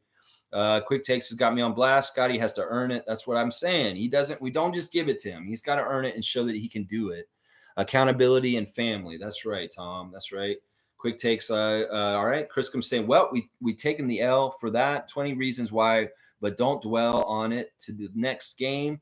Avoid giving away wins like that, and we'll be fine. I agree with that. Don't forget, we won 5 straight games before that. We'll be all right. Race Mode saying, Lex, I'm in Vegas now.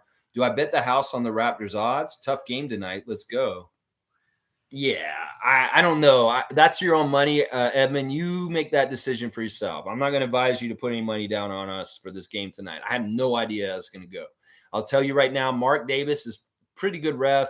Marat Kugat, no. And Boland is a flip. We don't know which side he can go. So the ref crew's dubious. Let's just put it that way.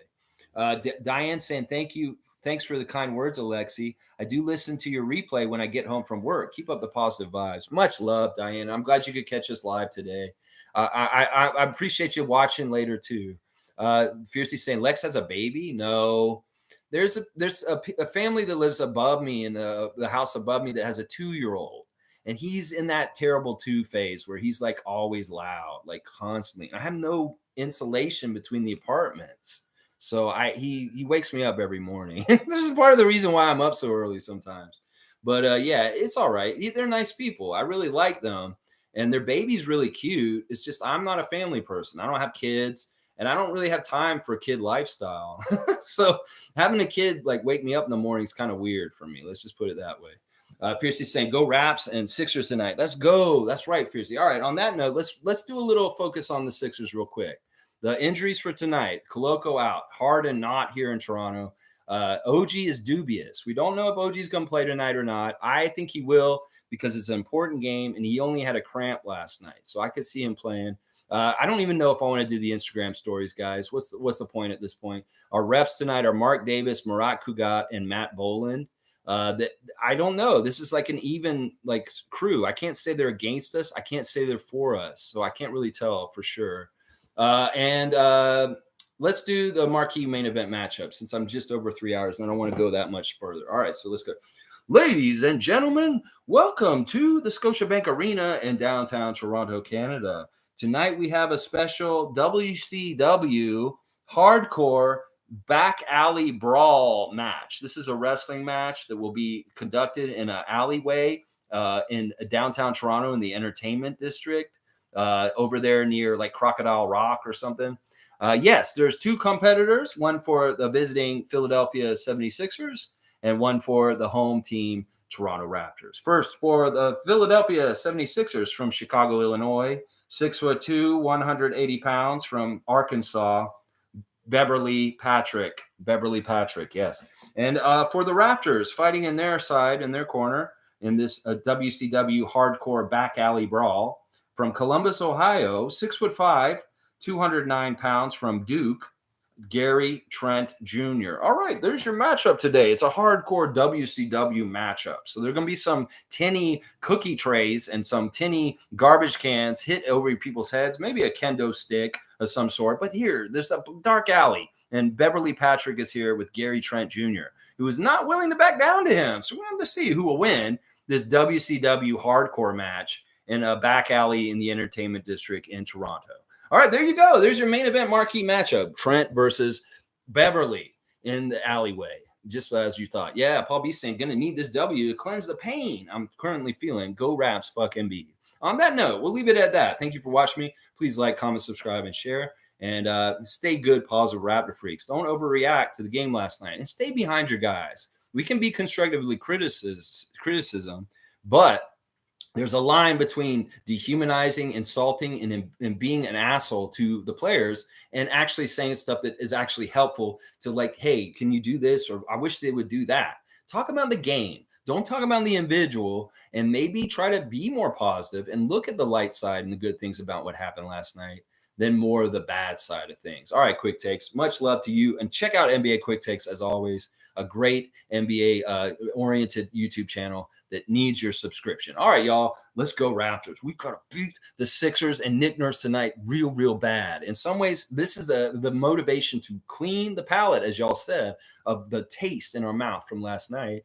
We need to go and beat Nick. It'll make it all the sweeter and nicer if we can beat the Sixers tonight. So this is a big, huge game. I'm going to go down there and I'm going to get as loud as possible. When you see me tomorrow morning for the reaction stream, I should have a hoarse voice. If I do not have a voice that is very different than this one that I'm speaking with right now, you will know that I did not do my full effort out there, my part on the court, like those guys didn't do last night at the end of the game. So I'm going to make sure I do my part in the crowd. That's for damn sure. W's in the losses. That's right, Isaac Campbell. Defense, and make your free throws. That's right. Lexathon, thank you, Edmund. Let's go. All right, y'all. Have a great Saturday. If you're going to the game, get down there early. And remember, cheer loud, just like me. We got to beat Nick tonight so badly. We got to beat Nick. All right, y'all. Have a great day. I love y'all, and I'll see y'all tomorrow at 9:30 a.m. Let's go, Raptors. We got to beat Philly. We got to beat Philly. And